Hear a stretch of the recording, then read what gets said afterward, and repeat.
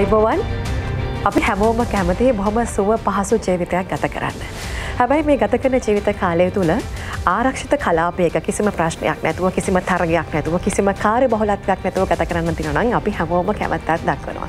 හැබැයි විවිධ හේතු මත විවිධ සාධක මත අපිට සිද්ධ වුණොත් යම් අවස්ථාවක මේ ආරක්ෂිත කලාපයේ ඉඳලා අවදානම් කලාපයට ගොඩ වෙන්න. එහෙම නැත්නම් අවදානම් කලාපයට මට යන්න සිද්ධ වෙනවා කියලා මම තේරුම් ගත්තොත් ඔබට දැනුණොත් අපිට සිද්ධ වෙනවා ආරක්ෂිත කලාපයේ ඉඳලා සෝදානම් ඇතුව හෝ නැතුව අවදානම් කලාපයට ඇතුල් වෙන්න. මෙතන දැන් තමයි ප්‍රශ්නේ පටන් ගන්නෙ. සියල්ල තරගකාරී, කාර්යබහුලයි, අවිවේකී. ලොකු පොඩි දෙයක් කළත් ලොකු පරාජයක් වෙන්න පුළුවන්. ඒ වගේමයි සමහරක් වෙලාවට අපි ලබන සමහර ජයග්‍රහණ හිතා ගන්න බැරි තරම් ලොකු ජයග්‍රහණ බවට පත් වෙන්න පුළුවන්. ඉතින් මේ කොයි විදිහක වුණත් අද මේ වෙනකොට අපේ ශ්‍රී ලංකාව තුළත් මෙවැනිම තත්ත්වයක් තමයි තියෙන්නේ. අපි බොහොම අවදානම් කලාපයක ඉන්න වගේ තමයි විවිධ මාධ්‍ය ඔස්සේ වගේම විවිධ ප්‍රස්ථාර එක්ක විවිධ මිනුම් දඩුව එක්ක අපිට මේ වෙලාවට දැනගන්න ලැබෙන්නේ. ඉතින් මේ ආර්ථික අර්බුදයත් එක්ක අපි කොහොමද මේ අවදානම් කලාපයේ ඉඳලා සුවිශේෂී වූ ජයග්‍රහණයක් අරගෙන ඉස්සරහට යන්න කියන කාරණාවත් දවසේදී හෝප් වැඩසටහන තුලින් අපි කතා කරන්න බලාපොරොත්තු වෙනවා. ඉතින් අද දවසේදී අපි හිතුවා ව්‍යවසායිකත්වයේ හා කෘෂිකර්මය තුලින් ආර්ථික අර්බුදයට විසඳුම් හොයන්නේ කොහොමද කියලා අපත් එක්ක කතා බහ කරන්න. ඉතින් අපි සම්පත් ආයකත්වය ලබාගෙන තියෙනවා දවසේදී එපික් ටෙක්නොලොජි සමූහ ව්‍යාපාරයේ විධායක සභාපති ආචාර්ය නාහිනි දීගම් මහත්මයා අයිපන් කියලා පිළිගන්නවා. අයිපන්. ඒ වගේම අපිත් එක්ක සම්බන්ධ වෙනවා දවසේදී අවුරා ලංකා හර්බල් සමූහ ව්‍යාපාරයේ සභාපති ආචාර්ය චන්දික විරාජිත් තඹගල මහත්මයා අයිපන් කියලා පිළිගන්නවා. හොඳයි. ඉතින් ව්‍යවසායකත්වය කෘෂිකර්මය මේ දවස්වල අපි දන්නවා බොහෝ වෙලාවට කෘෂිකර්මය ගැන අපි වැඩිපුර කතා බහ කරනවා. ආර්ථිකයේ අර්බුදයක් වගේම ආහාර අර්බුදයක් ගැන අපි කතා කරනවා. ඒ නිසා ආචාර්ය දෙහිගම් මහත්මයා මම මුලින්ම කෘෂිකර්මය පැත්තට පොඩ්ඩක් හැරිලා එන්නම්. ආචාර්ය විරාජිත් මහත්මයා මම ඔබතුමාගෙන් මුලින්ම කතාව පටන් ගන්නම්. මේ වෙලාවේ ඔබතුමාගේ ශේෂ්ත්‍රය පැත්තෙන් මම හිතන්නේ ලොකු උත්තරයක් බලාපොරොත්තුෙන් මුළු රටම ලෝකෙම බලන් ඉන්නවා. ආහාර අර්බුදයක් කියනවා. මේ පැත්තෙන් ඔබතුමාගේ ශේෂ්ත්‍රය පැත්තෙන් මොන වගේ උත්තරයක්ද දෙන්න ලෑස්තිලා ඉන්නේ මේ කාරණාවට? ඔව් ඇත්තටම හොඳ ප්‍රශ්නයක් වාසනා. මොකද මේ අපේ ශේෂ්ත්‍රය අපි කෘෂිකර්මික රටක්. ඉතින් අපිට දැන් ඇත්තටම සියල්ලම ලෑස්ති වෙන්න ඕනේ අපේ කෘෂිකර්මය කඩිනමින් ක්‍රියාත්මක කරලා අපි විදේශයේ අපනයන ඒ කියන්නේ ගොඩාක් අපිට විදේශ රටවල් වලට අවශ්‍ය ආහාර ඒ වගේම අපිට අවශ්‍ය සියලු ආයතන අපි කෘෂිකර්මයෙන් නිපදවලා දෙන්න. ඒ වගේම කෘෂිකර්මයේ අලුත් තාක්ෂණයට මුසු කරගන්න. ඒ නිසා අපි ලෑස්තිලා ඉන්නවා අපේ පැත්තෙන් කෘෂිකර්මයේ පැත්තෙන් ලොකු දෙයක් අපේ රට වෙනුවෙන් කරන්න. හොඳයි උත්තරෙත් එක්ක ඔන්න බලාපොරොත්තුවක් අපිට තියෙනවා කෘෂිකර්මයේ පැත්තෙන් අපිට විවිධ මාධ්‍ය ඔස්සේ විවිධ පුද්ගලයන් අපිට මේ වෙද්දී දැනුවත් කරලා තියෙනවා. අපි සූදානම් හෙට දවසේදී ආහාර අර්බුදයක් මේ රටේ ඇති නොවන්න සියලු දේවල් රාජ්‍ය අංශයෙන් වගේම පෞද්ගලික අංශයෙන් මේ උත්තරය අපිට ලබා දෙමින් සිටිනවා. ඉතින් මම හිතුවා ව්‍යවසායකත්වයේ පැත්තෙන් ආචාර්ය දෙහිගම් මහත්මයාගෙන් අහන්න මේ වෙලාවේ අර හැමෝම කියනවා වගේ බිස්නස් කොහොමද කියලා අහන්න මොකද්ද වගේ. හැබැයි අහන්න හිතනවා කොහොමද මේ දවස්වල වැඩ කටයුතු? චැලෙන්ජින් එක කියන්නේ අපිට අභියෝග තියෙනවා. ඉතින් අභියෝග ජය අරගෙන ඉස්සරහට අනේක තමයි ව්‍යවසායකත්වය කියලා කියන්නේ. එහෙම නැත්නම් ව්‍යවසායකයාගේ තියෙන හැකියාව. ඉතින් අපි ඒ අභියෝගය බාර අරගෙන මේ රට ඉස්සරහට ගෙනියන්න ආර්ථිකය නැවතවරක් තිබුණු තත්ත්වයට ඊටත් වඩා ඉහළට ගෙනියන්න අපි උත්සාහ කරමින් ඉන්නවා. හොඳයි මම එතෙන්දිම චූටි ප්‍රශ්නයක් අහන්න හිතුණා. දැන් අපි හැම කෙනාම කියනවා පවුලක 4-5 දෙනෙකුට මේ ප්‍රශ්නේ බලපානවා වගේම ව්‍යවසායිකයෙකුට නැත්නම් ව්‍යාපාරිකයෙකුට මේ ප්‍රශ්නේ ටිකක් ඊට වඩා 20-30 ගුණයකින් විතර බලපානවා. මොකද තමන්ගේ පවුල විතරක් නෙමෙයි රැකෙන්නේ තමන්ගේ ව්‍යාපාරය තුලින්. තව පවුල් ගණනාවක් ඔබේ ව්‍යාපාරයත් එක්කම රැකෙනවා. මේකට ඉදිරියේ තිබෙන මේ අභියෝග වලට ඔබතුමා ව්‍යාපාරිකයෙක් ව්‍යවසායක විදිහට මොන වගේ උත්තරයක්ද මේ විදිහට ලබා දීලා තියෙන්නේ? මොන වගේ විසඳුම්ද ලබා දීලා තියෙන්නේ? ඔව් මට හිතෙනවා අසනා ඔබ දුන්නේ හොඳ ප්‍රවේශයක්. ව්‍යවසායකයා නැත්නම් ව්‍යවසායකයාගේ කාර්යභාරය වෙනදටත් වඩා මේ අද මේ තියෙන පවතින තත්ත්වය යටතේ මේ දැනෙන පටන් ගන්න තියෙනවා. මොකද හේතුව අපි මොනවා කරත් මොන දේ කරත් අවසානයේදී මේ අපේ ඉන්ඩස්ට්‍රීස් ටික කර්මාන්ත ටික එහෙම නැත්නම් මේ වෙන ව්‍යාපාර ටික පැවතුනොත් තමයි ආර්ථිකය පැවතෙන්නේ.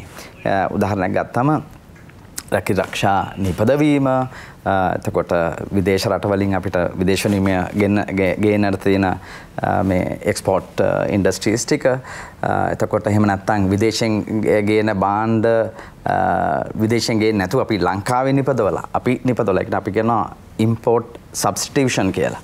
ඉතින් ඒ වගේ දේවල් වලට මේ සියලුම දේවල් වලට මුල් වෙන කෙනා තමයි ව්‍යවසායකයා කියලා කියන්නේ. එතකොට ව්‍යවසායකයාගේ ඒ කාර්යභාරය තදින්ම දැනෙන අවධියක් තමයි මේ අපි මේ ගත කරන්නේ. ඒක නිසා මම හිතනවා සියලුම දෙනා මේ එකතු මේ ඒ අර ව්‍යවසායකයාගේ ඒ කර්මාන්ත ටික එහෙම නැත්නම් ඒ ව්‍යාපාර නැවතවරක් තිබුණු මේ කරගෙන යන්න උදව් කරන්න සියලු දෙනා එකතු වෙන්න ඕනේ මේ වෙලාවේ. මොකද එහෙම නැත්නම් දැන් මම කියන කතාවක් තමයි දැන් ගොඩක් වෙලාවට මේ බැරි වෙලා හරි මේ ව්‍යාපාර ටික කඩන් වැටුනොත් ව්‍යවසායන් කඩන් වැටුනොත් කර්මාන්තශාලා ටික කඩන් වැටුනොත් අපිට මේ පොලිමේ ගිල පෙට්‍රල් ඩීසල් ගහ ගන්නවත් අවශ්‍යතාවයක් වෙන්නේ නැහැ. මොකද හේතුව අපිට රස්සාවක් නැති වෙයි. කන්න දෙයක් නැති වෙයි. ජීවත් වෙන විදිහක් නැති වෙයි. එතකොට මේ සියලු දේම පවතින්න නම් මේ ව්‍යවසායන් ටික පවතින්න ඕනේ. පවතුනොත් තමයි අපිට එතනින් එහාට කතා කරන්න පුළුවන්. ඒකයි මම කියන්නේ මේ ව්‍යවසායකයා සහ ව්‍යවසායන් පිළිබඳව වැඩි අවධානයක් යොමු කළ යුතු ඔවුන්ගේ කාර්ය තදින්ම දැනෙන කාලයක තමයි අපි මේ කාලයකට තමයි මේ ඇවිල්ලා ඉන්නේ. හොඳයි විරංජිත් මහත්මයා අපි දන්නවා ශ්‍රී ලාංකික අපි ජාතියක් විදිහට අපි කොයිම වෙලාවකවත් නෑ බෑ කියනවා අපි ළඟ නෑනේ කොයිම වෙලාවකවත් ඔච්චර ප්‍රශ්න තිබ්බත් අපි ලෑස්තියකට මුණ දෙන්න ඔබතුමාලා කතා කරද්දිත් අපිට දැනෙනවා ඒ වගේ බොහොම උද්වේගයෙන් කතා කරනවා බොහොම මේ අපි දන්නවා මේකට උත්තරයක් තියෙනවා කියලා අපිට බලාපොරොත්තුවක් හැගෙනවා ඔබතුමාගේ පැත්තෙන් අපනයන පැත්තෙන් ඔබතුමාගේ පැත්තෙන් කිව්වොත් දැන් අපි දන්නවා පසුගිය දවසක මහ බැංකුව අධිපති ආචාර්ය නන්දලාල් වීරසිංහ මහත්මයා කිව්වා අපිට සිද්ධ වෙනවා අපනයන මත යැපෙන ආර්ථිකයක් ගොඩනගන්න කියලා. දැන් ඔබතුමාලා පැත්තේ ලොකු කාර්යභාරයක් තියෙනවා. කොහොමද මේකට සූදානම? ඔය ඇත්තටම මේ වාසනා මේ අද රටපත් වෙලා තියෙන තත්ත්වෙත් එක්ක දැන් අපිට ආපහු මුලට යන්න වෙනවා. මොකද අපි දැන් මේ වෙලාවේ අරක නැහැ මේක නැහැ කිය අපි ප්‍රශ්න ඇති කර කර ඉන්නවට වඩා අපි දැන් මොලේ ඉඳන් බලන්න ඕනේ. අපි ලෝකෙ දියුණුවයි. අපේ රටේ මෙතුමා කිව්වා වගේ අපේ රටේ ආර්ථිකය ගොඩනගන්න ඇත්තටම අපිට කෘෂිකර්මයේ ප්‍රධාන හේතුවක් වෙනවා. දැන් අපිට ලෝකේ කෘෂිකර්මය කියන්නේ බොහෝ දුරට ගත්තාම ඉතින් දැන් අද තාක්ෂණයේ දියුණුව නිසා ගොඩක් කෘෂිකර්මයෙන් ගොඩක් අය බැහැර වෙලා තියෙනවා. ඒකට හේතුව මේ අපි ආනයනය කරන දේවල්. ඉතින් අපි සෑම කෘෂිකර්ම උපකරණයක් පවා අපි ආනයනය කරනවා. හැබැයි අපේ රටේ මේ සම්පත් තියෙනවා. අපි මේ සම්පත්ම කළමනාකරණය කරගත්තොත් වාසනා අපිට පුළුවන් අපේ රට නැවත ගොඩ ගන්න. ඉතින් අපි මේක නෑ බෑ කියා ඉන්නවට වඩා එකිනෙක බැලුවොත් අපිට තියෙන පර්චස් 15 ඒ පර්චස් 15 උපයෝගී කරගත්තොත් අපිට මම හිතනවා මේ ආර්ථික රටාවට හොඳටම මුහුණ දෙන්න පුළුවන් රටක්. මොකද මේට වඩා අපේ රටට නොයෙකුත් ප්‍රශ්න වැතුණා. අපිට සුනාමියක් ආවා, ලෝක විවසන වුණා. ඒ වගේම අපේ ආර්ථික මීට වඩා කඩම් වැටුණා. ඒ වගේම අපිට මේකට දකුණු කොරියාව ගොඩක් උදාහරණයක් ගන්න පුළුවන්. මීට අවුරුදු 50කට ඇතුළත මේ කොරියාව කඩාගෙන වැටුණා. ඒතකොට අපිට මේක ආයි නැවත නැගිට්ටා. දැන් අද ලෝකේ බලවත්. ඒ වගේම ලෝකේ බලවත් වෙච්ච සෑම රටක්ම වැටිලා තමයි දිනුනේ. හැබැයි මට කියන්න තියෙන වාසනාව මේ තමයි රට නැවත නැගිටීමේ මූලික ආරම්භය. මොකද දැන් අපි උඩ යන්නේ නැතුව අපි බිම ඉඳන් බැලුවොත් වාසනාව දැන් අපේ පොළව දිහා අපි හිතන්න ඕනේ. මොකද අපිට අනිවාර්යෙන්ම ලොකු සම්පත් තියෙනවා. වටේටම සාගරය. මැද නිකන් අපි තියෙන මේ ජලය බිදක්වත් අද. හැබැයි අද අපි කනගාටුවෙන් කියන්න තියෙන්නේ අපි පිටරටින් එන ජලය ටිකට තමයි යැපෙන්න වෙලා තියෙන්නේ. ඉතින් ඒ නිසා මම හිතන්නේ ඔය කෑ ගහන සෑමෝටම තියෙන හොඳම උත්තරේ තමයි තමන්ගේ භූමිය ගැනම හිතන එක. එතකොට අද කෘෂිකර්මය කියන්නේ මේ ලෝකයේ තියෙන දියුණුතම දේ. හැබැයි මේ කෘෂිකර්මය උදාහරණයක් ගත්තොත් මම වෛද්‍යවරයෙක්. මේ වෛද්‍ය විද්‍යාවට එකතු කරගත්තොත් අපේ ආහාර රටාව අපේ පොළවේ හැදෙන ශාක මේ සෑම දෙයක්ම අපි ලෝකයේ තියෙන වෛද්‍ය ක්‍රමවේද හොයාගත්තොත් මෙතුමා කිව්වා වගේ අර ව්‍යවසායකයනුත් බී වෙනවා. රැකියා ප්‍රශ්න විසඳෙනවා. එතකොට අපි අර කිව්වා වගේ ඕනම දෙයකට ඒ කියන්නේ අපි පෙට්‍රල් ඩීසල් කොපමණ මිල ගියත් අපිට නැති සම්පත් කොපමණ මිල ගියත් ගන්න පුළුවන් ආර්ථිකයකට අපි එන අවස්ථාව. මට ඕකටම අහන්න හිතෙනවා මෙන්න මේ වගේ ප්‍රශ්නයක්. දැන් බලන් ඉන්න කෙනෙක් හිතන්න පුළුවන් දැන් ඔබතුමාත් ව්‍යාපාරිකයෙක් ව්‍යවසායකයෙක්. දැන් එහෙම වෙලා තියෙද්දි ඔබතුමාලාත් මේ අනිත් මිනිස්සු ප්‍රශ්න ටික ඔබතුමාලට නැද්ද? ඇත්තටම මොකද්ද කරලා ඇත්ත මොනවද යාළගේ උත්තර කියලා? කොහොමද ආයතනයේ පැත්තෙන් මේ දේවල් විසඳගත්තේ කොහොමද? හොඳ ප්‍රශ්නයක් වාසනා. අනිත් අයට තියෙන ප්‍රශ්න අපිට නැතුව නෙමෙයි තියෙනවා. හැබැයි අපි මේකට මුහුණ දෙන්න උනා අපිට මේකට මුහුණ දෙන්න පුළුවන් තත්ත්වය උනේ අපි අපේ රටේ තියෙන දේ ශ්‍රී ලංකාව තුලම බලාපොරොත්තු තියාගත්තේ නැහැ. මොකද අපි ඒක අපනයනය කරා. ඒක ආනයනය කරා. ඒක පිට කරා. රටින් පිට කරා. ඒතොර විදේශ විනිමය ඉලක්ක කරා. ඉතින් මම හිතන්නේ කෘෂිකර්මය අපිට මේ විදේශ විනිමය ඉලක්ක කරන්න පුළුවන් වුණොත් රටේ ඉන්න ජනගහනයට අවශ්‍ය ආහාර නිපදවීම ඒ වගේම විශේෂයෙන්ම අපේ කෘෂිකර්මයට යම්කිසි ක්‍රමවේදයක් උදාහරණයක් ගත්තොත් වාසනා අපේ ලංකාවට අවශ්‍ය වෙන තක්කලි ප්‍රමාණය අපි දැනගන්න ඕනේ. අපේ ලංකාවට අවශ්‍ය වෙන අවුරුද්දකට අවශ්‍ය වෙන ගෝවා ප්‍රමාණය අපි දැනගන්න ඕනේ. අපේ ලංකාවට අවශ්‍ය වෙන අවුරුද්දකට හාල් ප්‍රමාණය අපි දැනගන්න ඕනේ. අපේ ලංකාවේ ජනගහනයට අවශ්‍ය වෙන සියලු ආහාර ප්‍රමාණය අපි දැනගන්න ඕනේ. ඉන්ධන ඉඳලා සෑම දෙයක්ම. එතකොට අපිට වාසනා මේකෙන් අතිරික්තයක් ආපු ගමන් අපි මොකද කරන්න ඕනේ? මේක වාසනා මීට වඩා ප්‍රමාණයක් නිපදවලා අපේ රටේ ලෝකේ දියුණු රටවල් වගේම තව ලෝකේ රටවල් ගණනාවක් තියෙනවා මේ ආහාර අර්බුද වලට මුහුණ දෙන්න. ඉතින් අපිට මේවට ව්‍යවසායකයෝ බී වෙන්න ඕනේ. මම හිතනවා මෙතුමාලා වගේ ව්‍යවසායකයන්ට ඒව ලොකු උදාහරණ වෙනවා. අපි මේ කෘෂිකර්මය හරි කළමනාකරණයට ගත්තාම නිකම්ම ව්‍යවසායකයෝ බී වෙනවා වාසනා. හොඳයි අපිට බලාපොරොත්තු තියාගන්න පුළුවන් හෙට දවසක් ගැන තමයි අපි මේ කතා බහ කරමින් ඉන්නේ. දෙහිගම් මහත්මයා දැන් මේ දේවල් මේ විදියට ඇහෙනකොට ඔබතුමාගේ පැත්තෙන් කුඩා පරිමාණයේ කෙනෙක් සමහරවිට තමන්ගේ ව්‍යාපාරය අත්හැරලා වෙන්න පුළුවන්. මධ්‍යම ප්‍රමාණයේ කෙනෙක් කෙටහනින්ද මේක අත්හරින්න වෙයි කියලා හිතන් ඉන්නවා වෙන්න පුළුවන්. මේ ආකාරයෙන් අපි ඉහළට යනකොට අපිට හිතනවා දැන් කොහොම හරි මේ ඊතුරු මාස දෙක තුන අල්ලගෙන ඉන්න වෙනවා කියලා අපිට ලැබිලා තියෙනවා. අපිට මේකට උත්තරයක් අපි හොයාගන්න ඕනේ. සහ අපිට ලැබිලා තියෙනවා මොන හරි කරගන්න ඕනේ කියලා. මේකට කොහොමද උත්තර හොයාගන්න ලේසි නෑ. අභියෝගාත්මකයි කොහොමද මේ උත්තරේ අපි හොයාගන්න ඕනේ. අපි කියමු මේ සමස්තයක් විතර කුඩා හා මධ්‍ය පරිමාණයේ වගේම අපි කියන්නේ විශාල වශයෙන් මේ ව්‍යාපාර කරන පුද්ගලයන් මොනවද මේ වෙලාවේ කියන්න අවශ්‍ය වෙන්නේ? එහෙමයි. තමන් මේක දකින්නේ දැන් අපි කියනවනේ අර්බුදයක් කියලා මේක අර්බුදකාරී අවස්ථාවක් කියලා කියන. ඒතර මොකද්ද මේ අර්බුද? ක්‍රයිසිස් කියලා අපි සාමාන්‍යයෙන් ව්‍යවහාරය කියන්නේ ක්‍රයිසිස් එකක් කියලා. දැන් ක්‍රයිසිස් එකක් කියන්නේ මොකද්ද? ඒතර ක්‍රයිසිස් එකක් කියලා කියන්නේත් ඇත්තටම කියනවා නම් මේ අපේ මේ වෙළඳපොලේ තියෙන එක්තරා තත්වයක් පමණයි. දැන් උදාහරණයක් ගත්තම දැන් අපි හොඳ කාලේ වෙළඳපොලේ එක එක පැරාමීටර්ස් තියෙනවා. කියන්නේ ව්‍යවසායකයෙකුට අර හොඳ දේවල් ගැලපෙන දේවල් තත්වයන් තියෙනවා. එතකොට ඒක එක්තරා තවත් මාකට් ස්ටේට් එකක් විතරයි. ඒ කියන්නේ මාකට් එකේ තියෙන සිටුේෂන් එකක් විතරයි. එතකොට ක්‍රයිසිස් එකකදී මේ නිපද වෙන්නේ මත හැදෙන්නේ ක්‍රියේට් වෙන්නේ මේ අර ආයත් වෙන ස්ටේට් එකක්. ඒතර ඒකේ ඇතුලේ තියෙන අර පැරාමීටර්ස් ටික අර මම ඉස්සෙල්ලා කිව්වා වගේ එක එක මේ දේවල් වෙනස්. ඒතර මේ දෙකේම කියන්නේ හොඳ තියෙන කාලෙත් නරකට තියෙන නරකට කියලා කිව්වට නමුත් දැන් වෙනස් වෙලා තියෙන්නේ මේ වෙනස තුලත් ඕන තරම් මේ ව්‍යවසායකයන්ට අවස්ථා තියෙනවා. ඒකේ ඇතුලේ තියෙන. ඒ කියන්නේ අපි එකට කියනවා opportunities in the crisis market කියලා. කියන crisis market එකකත් පුළුවන් තරම් ගොඩක් opportunities තියෙනවා. උදාහරණයක් ගත්තම අපි දැක්කා ලංකාවෙත් ඉන්න මේ සුපිරි ව්‍යවසායකයන් දැන් අපි පව කරානේ මේ යුද්ධ කාලයක් 2000 අපි ගන්නමුකෝ 2001 2009 කියන කාලේ. ඔය කාලේ මිනිස්සුන්ට එළියට බහලා යන්න බැරි වුණා, බය හිටියා, මේ වගේම අර්බුදකාරී අවස්ථාවක් තිබුණා. හැබැයි මේ කාලෙත් මේ සුපිරි අපේ ලංකාවේ හිටපු සුපිරි ව්‍යවසායකයන් ඉතා ශ්‍රීඝ්‍රයෙන් දියුණු වුණා. ඒ කියන්නේ 100ට මම අධ්‍යයනය කරන කාලේ මගේ මේ ආචාර්ය උපාධියට අධ්‍යයනය කරන කාලේ මම කරපු අධ්‍යයනවලින් මම දැනගත්ත සමහර ව්‍යවසායකයෝ ඒ කාලේ ඇතුළත 140ක් විතර growth එකක් මේ වැඩි වෙලා තියෙනවා. ඇයි එහෙම වෙන්නේ?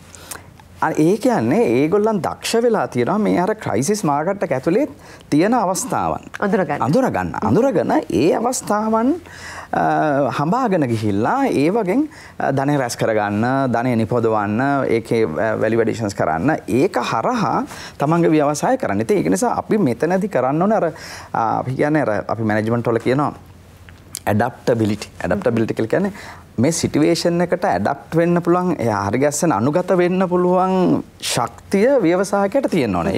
ඒක ප්‍රධාන ව්‍යවසායකයෙකුගේ තියෙන ගතිගුණයක් විය යුතුයි.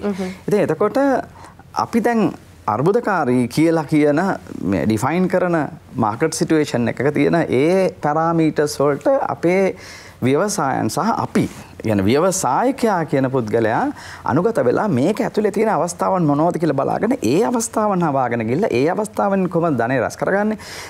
රැස් කරගන්න විතර නෙවෙයි. දැන් ඇත්තටම අවස්ථාවන් කියලා කියන්නේ මේ ධනය සල්ලි හම්බ කරන්නම තියෙන ඒවා නෙවෙයි.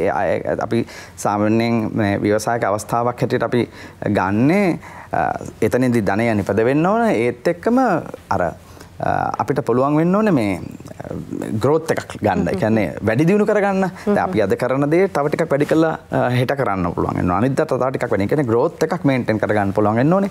ධනෙ රැස් කරගන්න පුළුවන් වෙන්න ඕනේ. ඒ වගේම තමයි අපි කරන ආයෝජනෙන් හොඳ රිටර්න් එකක් අපිට ලැබෙන්න ඕනේ. කියන්නේ ROI එකක්. return on investment එකක් අපිට ලැබෙන්න. උතන් ඔය කරුණු තුන තියෙන අවස්ථාවන් මේක ඇතුලේ අපි හොයාගන්න ඕනේ. ඉතින් මම කියන්න කැමති මේ වෙලාවට දැන් ව්‍යවසායකයෙක් කියලා කියන්නේ අර වැටුණත් නැගිටලා ඉස්සරහට යන්න ඒ ශක්තිය දෙන කෙනානේ. ඒ කියන්නේ අවදානමක් ගන්න කැමති කෙනා. ඔව් අවදානමක් අරගෙන ෆේල් වුණත් වැටුණත් නැවතමත් නැගිටලා පොඩ්ඩක් සයිඩ් ස්ටෙප් එකක් අරගෙන එහෙම නැත්නම් පොඩ්ඩක් වෙනස් කරලා තමන්ගේ ගමන ඉස්සරහට යන එක. වැටි ඉස්සරහට තමන්ගේ අරමුණ කවා යන්න අදිෂ්ඨානය තියෙන කෙනා තමයි ව්‍යවසායකයෙක් වෙන්නේ. එතකොට ඒ අදිෂ්ඨානය පාවිච්චි කරලා දැන් මේකට කලබල වෙන්නේ නැතුව මේ කියන්නේ මේ වගේ තියෙන දැන් මේ වෙලා තියෙන මාකට් එකේ පැරාමීටර්ස් වෙනස් වෙලා විතරයි. එතකොට මේ වෙනස් වෙච්ච පැරාමීටර්ස් ඇතුලේ තියෙන ඔපචුනිටිස් අවස්ථාවන් මොනවද කියලා බලලා ඒ වගේ කොහොමද ධනය විපතා ගන්න ඒව තුලින් කොහොමද තමන්ගේ ව්‍යාපාර සාර්ථක කරගන්න කියන ඒකට ෆෝකස් කරා නම් මම හිතනවා අපිට මීට වඩා රටටත් සේවයක් කරන්න පුළුවන් තමන්ටත් සේවයක් කරගන්න පුළුවන් අපිට අර වටේ ඉන්න ස්ටේක් හෝල්ඩර්ස්ටලාස් අපිට මේ සේවා කරන්න පුළුවන් කියලා. ඔව්. හොඳයි. වෙනජිත් මහත්මයා මෙතනදී දැන් අපනයන පැත්තට මම හිතනවා මේ කාරණා මේ විදිහටම බලපානවා. මේ වෙලාවේ අපි හිතමු සාමාන්‍යයෙන් පොඩියට කරගෙන යන අපනයන කරුවෙක් වෙන්න පුළුවන්. අර මං කලින් කිව්වා වගේ මධ්‍ය පරිමාණය මේක විශාල වශයෙන් කරන අය වෙන්න පුළුවන්. මේ වෙලාවේ උන්ට මොනවද ඔබට දෙන්න තියෙන පණිවිඩය? ඔබතුමා සාර්ථකව මේ අර්බුදයට මුහුණ දෙමින් සිටින කෙනෙක්. මොකද්ද උන්ට මේ වෙලාවේ කියන්න තියෙන අපනයන කරුවන් විදිහට? ඇත්තටම තව අපනයනකරුවන් විදිහට තව අපනයන වැඩි කරන්න ඕනේ. මොකද ඔවුන්ට මේ වෙලාවේ ඔවුන්ගෙන් රටට ගොඩාක් ලොකු සේවයක් අවශ්‍යයි. මොකද අනිවාර්යයෙන්ම දැන් මමත් පොඩියට නැගිට කෙනෙක් හැටියට මට කියන්න තියෙන මේ අභියෝග අර ව්‍යවසායකයා කියන්නේ අභියෝග බාර ගන්න කෙනා වගේ මේ වෙලාවේ රටට අනිවාර්යයෙන්ම වමනා වෙන්නේ ඔවුන්ගේ සහාය. මොකද ඔවුන් පුළුවන් ආකාරයට මේක පොඩියට කරගන්න දේ තව ටිකක් ලොකු කරගන්න උත්සාහ කරොත් ඒක තමයි මේ වෙලාවේ කරන්න තියෙන. හැබැයි රටේ තියෙන තත්ත්වෙත් එක්ක ටිකක් අමාරුකාරී තත්ත්වයක් තියෙනවා. මේ කිව්වට ප්‍රැක්ටිකලි මේකට චූටි ඉෂුව තියෙනවා. හැබැයි මේක ධෛර්යවත්ම මං කියන්නේ ටිකක් ගොඩාක් දුරට උත්සාහ කරොත් මම මේක නොහැකි වෙන්නේ නැහැ. මේක තමයි මගේ සාර්ථකත්වයට ප්‍රධාන හේතුව. හොඳයි අපි මේ වෙලාවේ තව උත්තරයක් දුන්නොත් අර මේ වෙලාවේ ප්‍රශ්නත් එක්ක බැට කාලා ඉන්න අපනයන කරුවෙක් හිතන්න වෙන්න පුළුවන් මං හෙට ඉඳන් හෝ ලබන මාස නම් මේ වැඩේ ටිකක් නතර කරනවා පොඩ්ඩක් පැත්තකට වෙලා ඉනවා. එහෙම මේ වෙලාවේ කිසි කවුරු හරි කෙනෙක් හිතාගෙන ඉන්නවනම් ඒ වගේ කෙනෙක්ව දිරි ගන්න ඕන ඔබතුමා මොන වගේ දෙයක්ද කියන්නේ? නෑ ඇත්තටම දැන් හිතන් ඉන්න නිකන් ඉන්න මේක තමයි වෙලාව. අපි ලෝකයේ ලොකු දරුණුතම වසංගතයට මුහුණ දුන්නා කොරෝනා වසංගතේ. ලෝකේ රටවල් හැම එකක්ම මේ වගේ තැනින් වැටිලා තියෙන්නේ. ගොඩාක් අපනයනය කරපු ගොඩාක් පොඩි සුළු පරිමාණයයි මහා පරිමාණයයි අද වෙනකොට ගොඩක් වැටිලා තියෙන. හැබැයි දැන් අපි මේ පොඩියට පටන් ගන්න විශේෂයෙන්ම කුෂිකාර්මික ආශ්‍රිත නිෂ්පාදන උදාහරණයකට මම හිතන්නේ දැන් අපි තැඹිලි අපනයනය කරනවා. ඒ වගේම අපි අඹ යවනවා. ඒ වගේම අපි පොල් යවනවා, තේ යවනවා. මේ තේ කර්මාන්තය කරන අයටත් මම හිතන්නේ මීට වඩා තව සැලකිලිමත් වුණොත් අපි වෙන රටකට නැතුව අපි මේඩ් ඉන් ශ්‍රී ලංකා මේ ලංකාවේ තේ කර්මාන්තයට ලෝකයේ මම ඇත්තටම ඇවිදින නිසා ලොකු ඉල්ලුමක් තියෙනවා. මම ලෝකයේ හැම තැනම යනකොට තෑගි වශයෙන් අරන් යන්නේ ශ්‍රී ලංකාවේ තේ. ඉතින් මේ තේකට විශාල ඉල්ලුමක් තියෙනවා. හැබැයි අපි දැන් කනගාටුදායක ප්‍රශ්නේ තමයි අපි ඔක්කොම බලන්නේ දැන් ගොඩම පිටින් වෙන කාට හරි දෙන්න. ඒකට හේතුව අපි කැමති නෑ පොඩි මහන්සි වෙන්න. ඉතින් මේකෙන් උනොත් වෙන්නේ අපිට මේ වගේ තත්ත්වයක්පත් වුණොත් අපි වැටෙනවා. හැබැයි අපි අපේ වෙළඳපොළ අපේ මාකටින් එක අපිම රඳා පවත්වා ගන්න ඕනේ. ඒක අපිට තියෙන අනන්‍යතාවයක්. ඒ නිසා මම හිතනවා මේ වෙලාවේ මහා පරිමාණයේ කුඩා පරිමාණයට ධෛර්යමත් වෙන්න තියෙන හොඳම දේ තමයි දැන් ලෝකේ අපි මේ වසංගතයට මුහුණ දීලා දැන් රට ඇරිලා රට විශේෂ අර්බුදකාරී තත්ත්වයට පත් වෙලා තියෙන වෙලාවේ පුළුවන් තරම් හැකිතාක් තමන්ගේ ශක්තිවන්තකම තමන්ගේ ධෛර්යවන්තකම තමන් කොයි වෙලාවක පරදින්න නැතුව හැකිතාක් තමන්ගේ වෙළඳ නාමය ලෝකෙට බබලව ගන්න එක තමයි මේ වෙලාවේ කරන්න තියෙන්නේ. මේ උත්තරත් එක්ක මම අර කලින් කිව්වා වගේ අපිට පුංචි බලාපොරොත්තුවක් එනවා අපිට හෙට දවසේදී අපිට මේ සඳහා හොඳින් උත්තර දෙන්න හොඳින් මුහුණ දෙන්න පුළුවන්කම ලැබෙනවා කියලා. දෙගම් මහත්මයා භාණ්ඩ අපනයනය ගැන හැම කතා කරලා මට හිතෙනවා ඔබතුමාගේ සේවා අපනයනය සම්බන්ධයෙන් අහන්න. අපි සාමාන්‍යයෙන් මේ ඔබතුමාලගේ ශාස්ත්‍රීය මණ්ඩලයේ විශේෂයෙන් මේ සේවා අපනයනය සම්බන්ධයෙන් ලොකු ඉල්ලුමක් ලෝකේ පුරා ලංකාව සම්බන්ධයෙන් තියෙනවා. කොහොමද මේ ගැන ඔබතුමාගේ අදහස?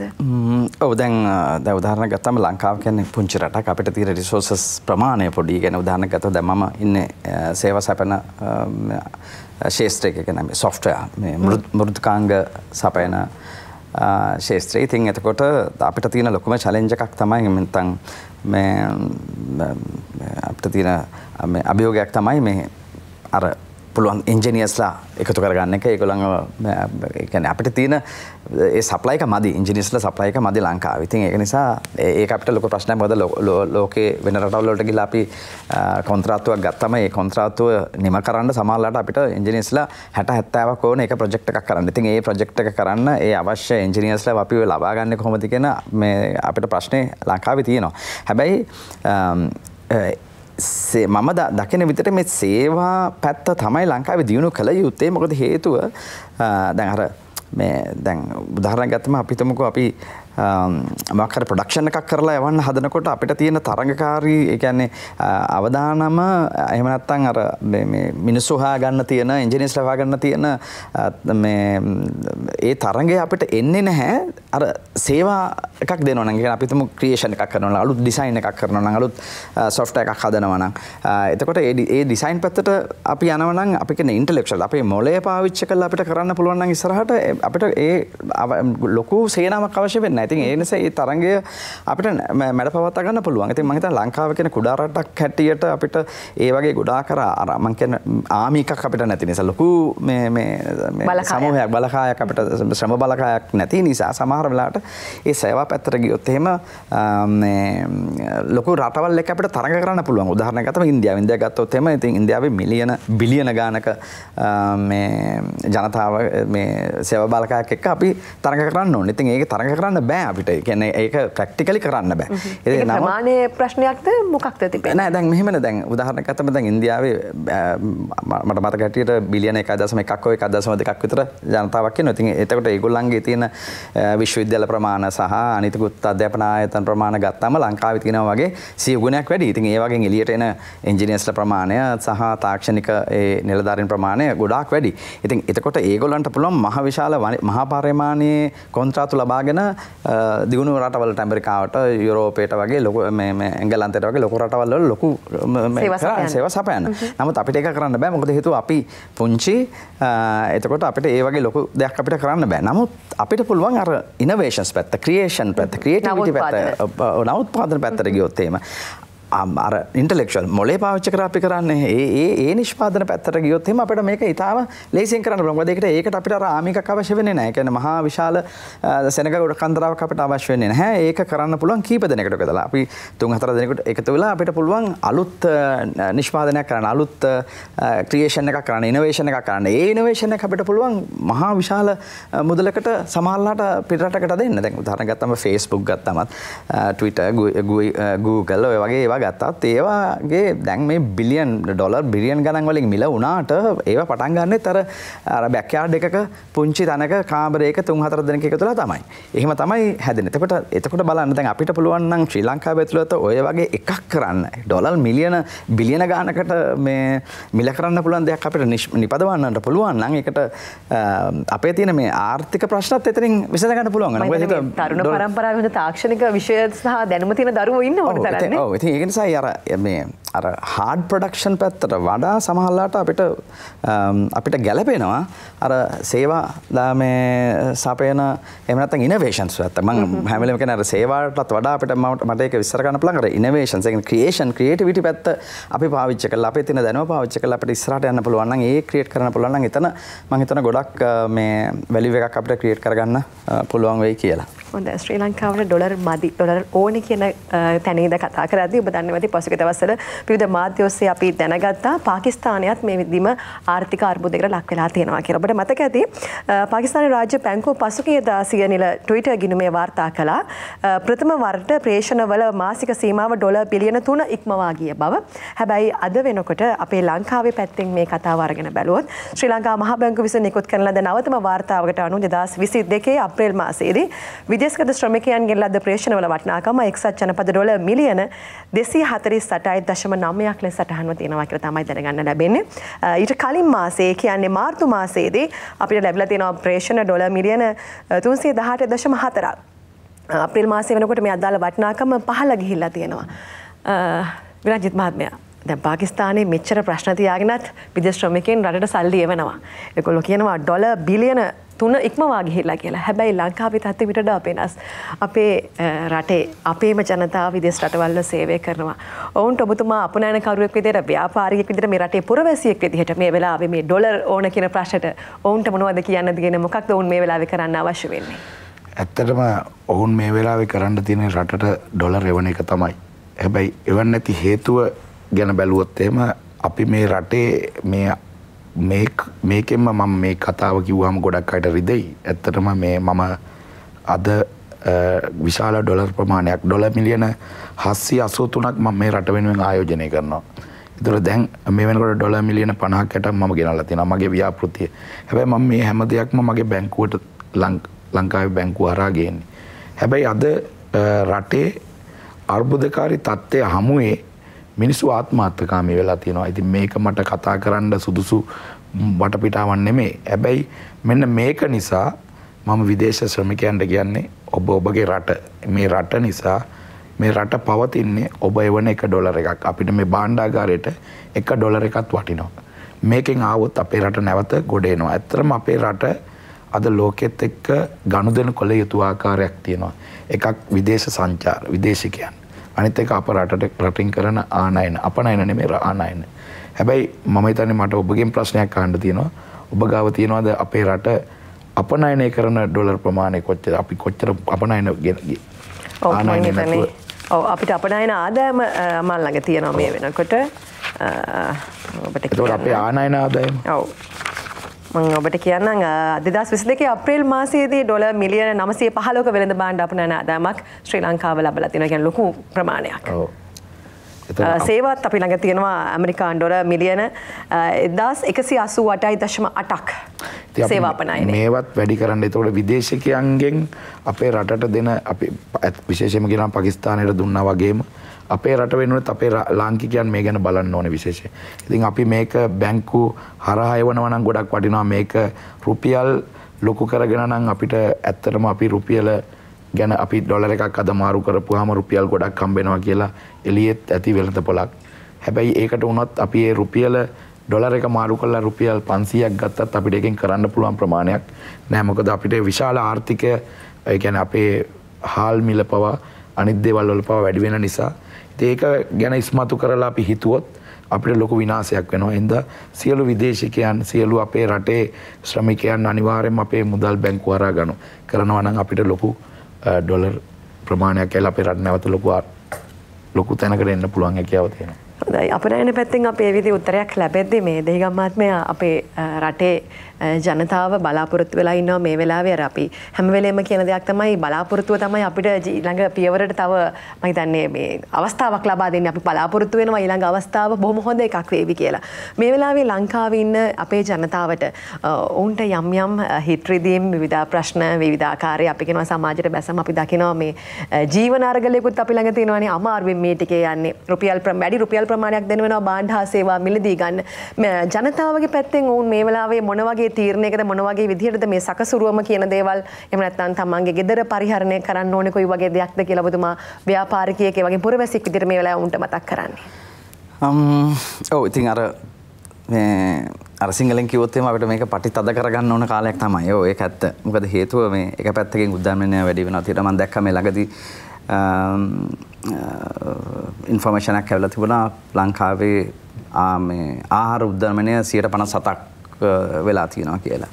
හැබැයි ඒ පැත්තෙන් උද්ධමනය වෙනකොට අපේ ආදායම වැඩි වෙන්නේ නැහැ. එතකොට වෙන්නේ අපේ අර quality of life කියන එක. එහෙම නැත්නම් අපිට වියදම් කරන්න පුළුවන් ප්‍රමාණය consumable income එක අපිට අඩු වෙනවා. ඒ කියන්නේ එක පැත්තකින් භාණ්ඩ සේවාවල මිල ඉහළට යනවා අනිත් පැත්තෙන් අපිට තියෙන ආදායම එක්කෝ එක තැනක තියෙනවා එහෙම නැත්නම් තවත් පහළට යන සමත්ංගල. මොකද හේතුව ගොඩක් කලාට අර මේ දැන් ව්‍යවසායකයන්ට එහෙම නැත්නම් මේ කම්පැනිස් වලට එහෙම ඉස්සර වගේ මේ අත දිගහැරලා වියදම් කරලා ඒගොල්ලන්ට ෆැසිලිටිස් දෙන්න බෑ. ඒ ඔක්කොම දැන් කැපි යනවා. දැන් ට්‍රාන්ස්පෝර්ට් වල ඔව් දීමනා කැපෙනවා. එතකොට ඒ දැන් ගොඩක් කලාට ප්‍රවාහන පාස්කම් දුන්නා නම් ආහාර දුන්නා නම් ප්‍රවාහන පාස්කම් ඒ ඔක්කොම කැපීගෙන යනවා. මොකද නැත්නම් ඒගොල්ලන්ට පවතින්න බෑ. ඒ ව්‍යවසායකයන් පවත්වාගෙන යන්නට බෑ. ඉතින් ඒක නිසා එතකොට ඒවත් අඩු වෙනකොට තමන්ගේ එක පැත්තකින් මේ වියදම වැඩි වෙනකොට ජීවන වියදම වැඩි වෙනකොට මෙතන එනවා අර ඉම්බැලන්ස් එකක්. ඒ කියන්නේ අපි කොහොමද මේක කරන්න කියලා. ඉතින් ඒක නිසා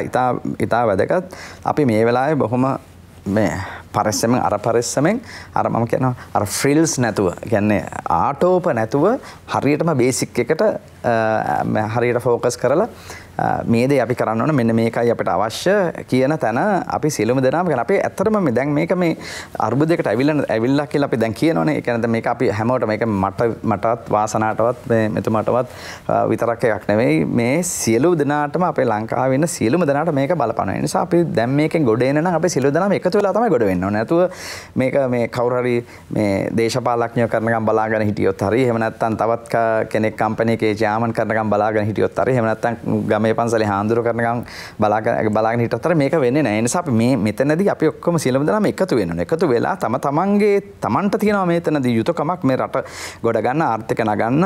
එතකොට මම මොකද්ද කරන්නේ කියන එක එන්න ඕනේ. දැන් උදාහරණයක් ගත්තම මට පුළුවන් නම් මගේ මම යන ගමන් බිමන් අඩු කරන්න.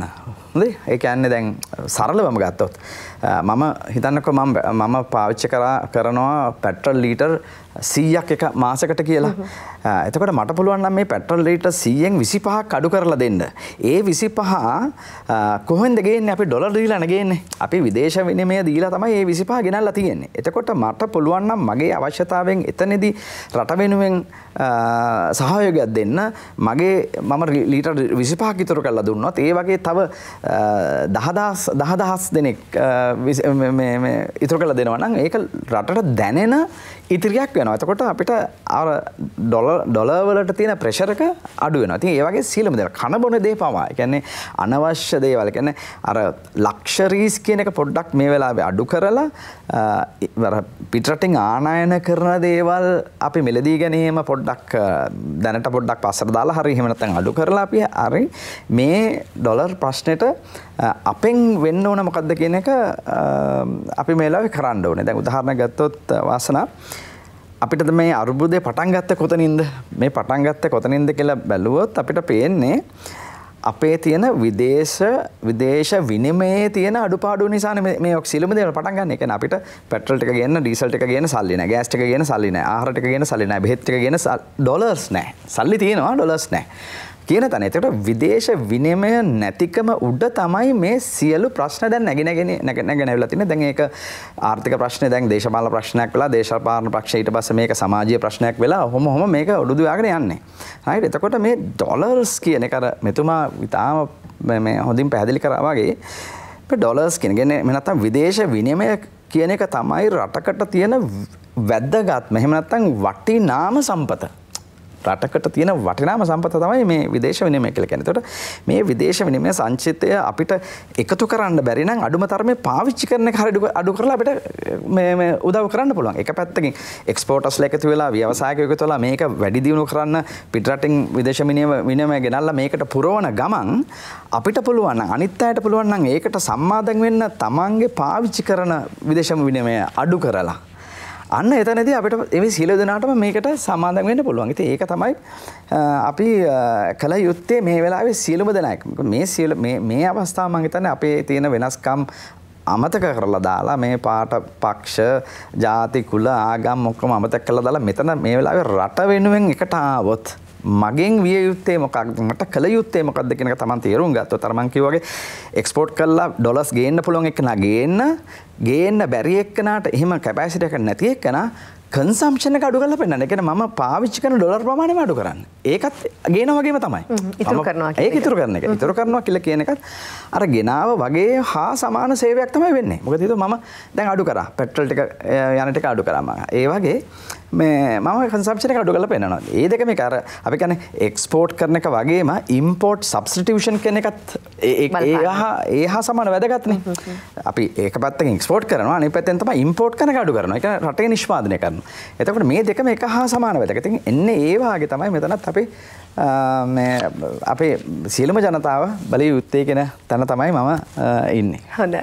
රංජිත් මහත්මයා අපි මතකයි බාණ්ඩ රසක ආනයනික බදු ඉහළ දැම්ම පසුගිය දවසක අපිට මතකයි අපි යෝගට් මිදි ඇපල් විශේෂ වෙළඳ භාණ්ඩ බද දෙගුණ කළා.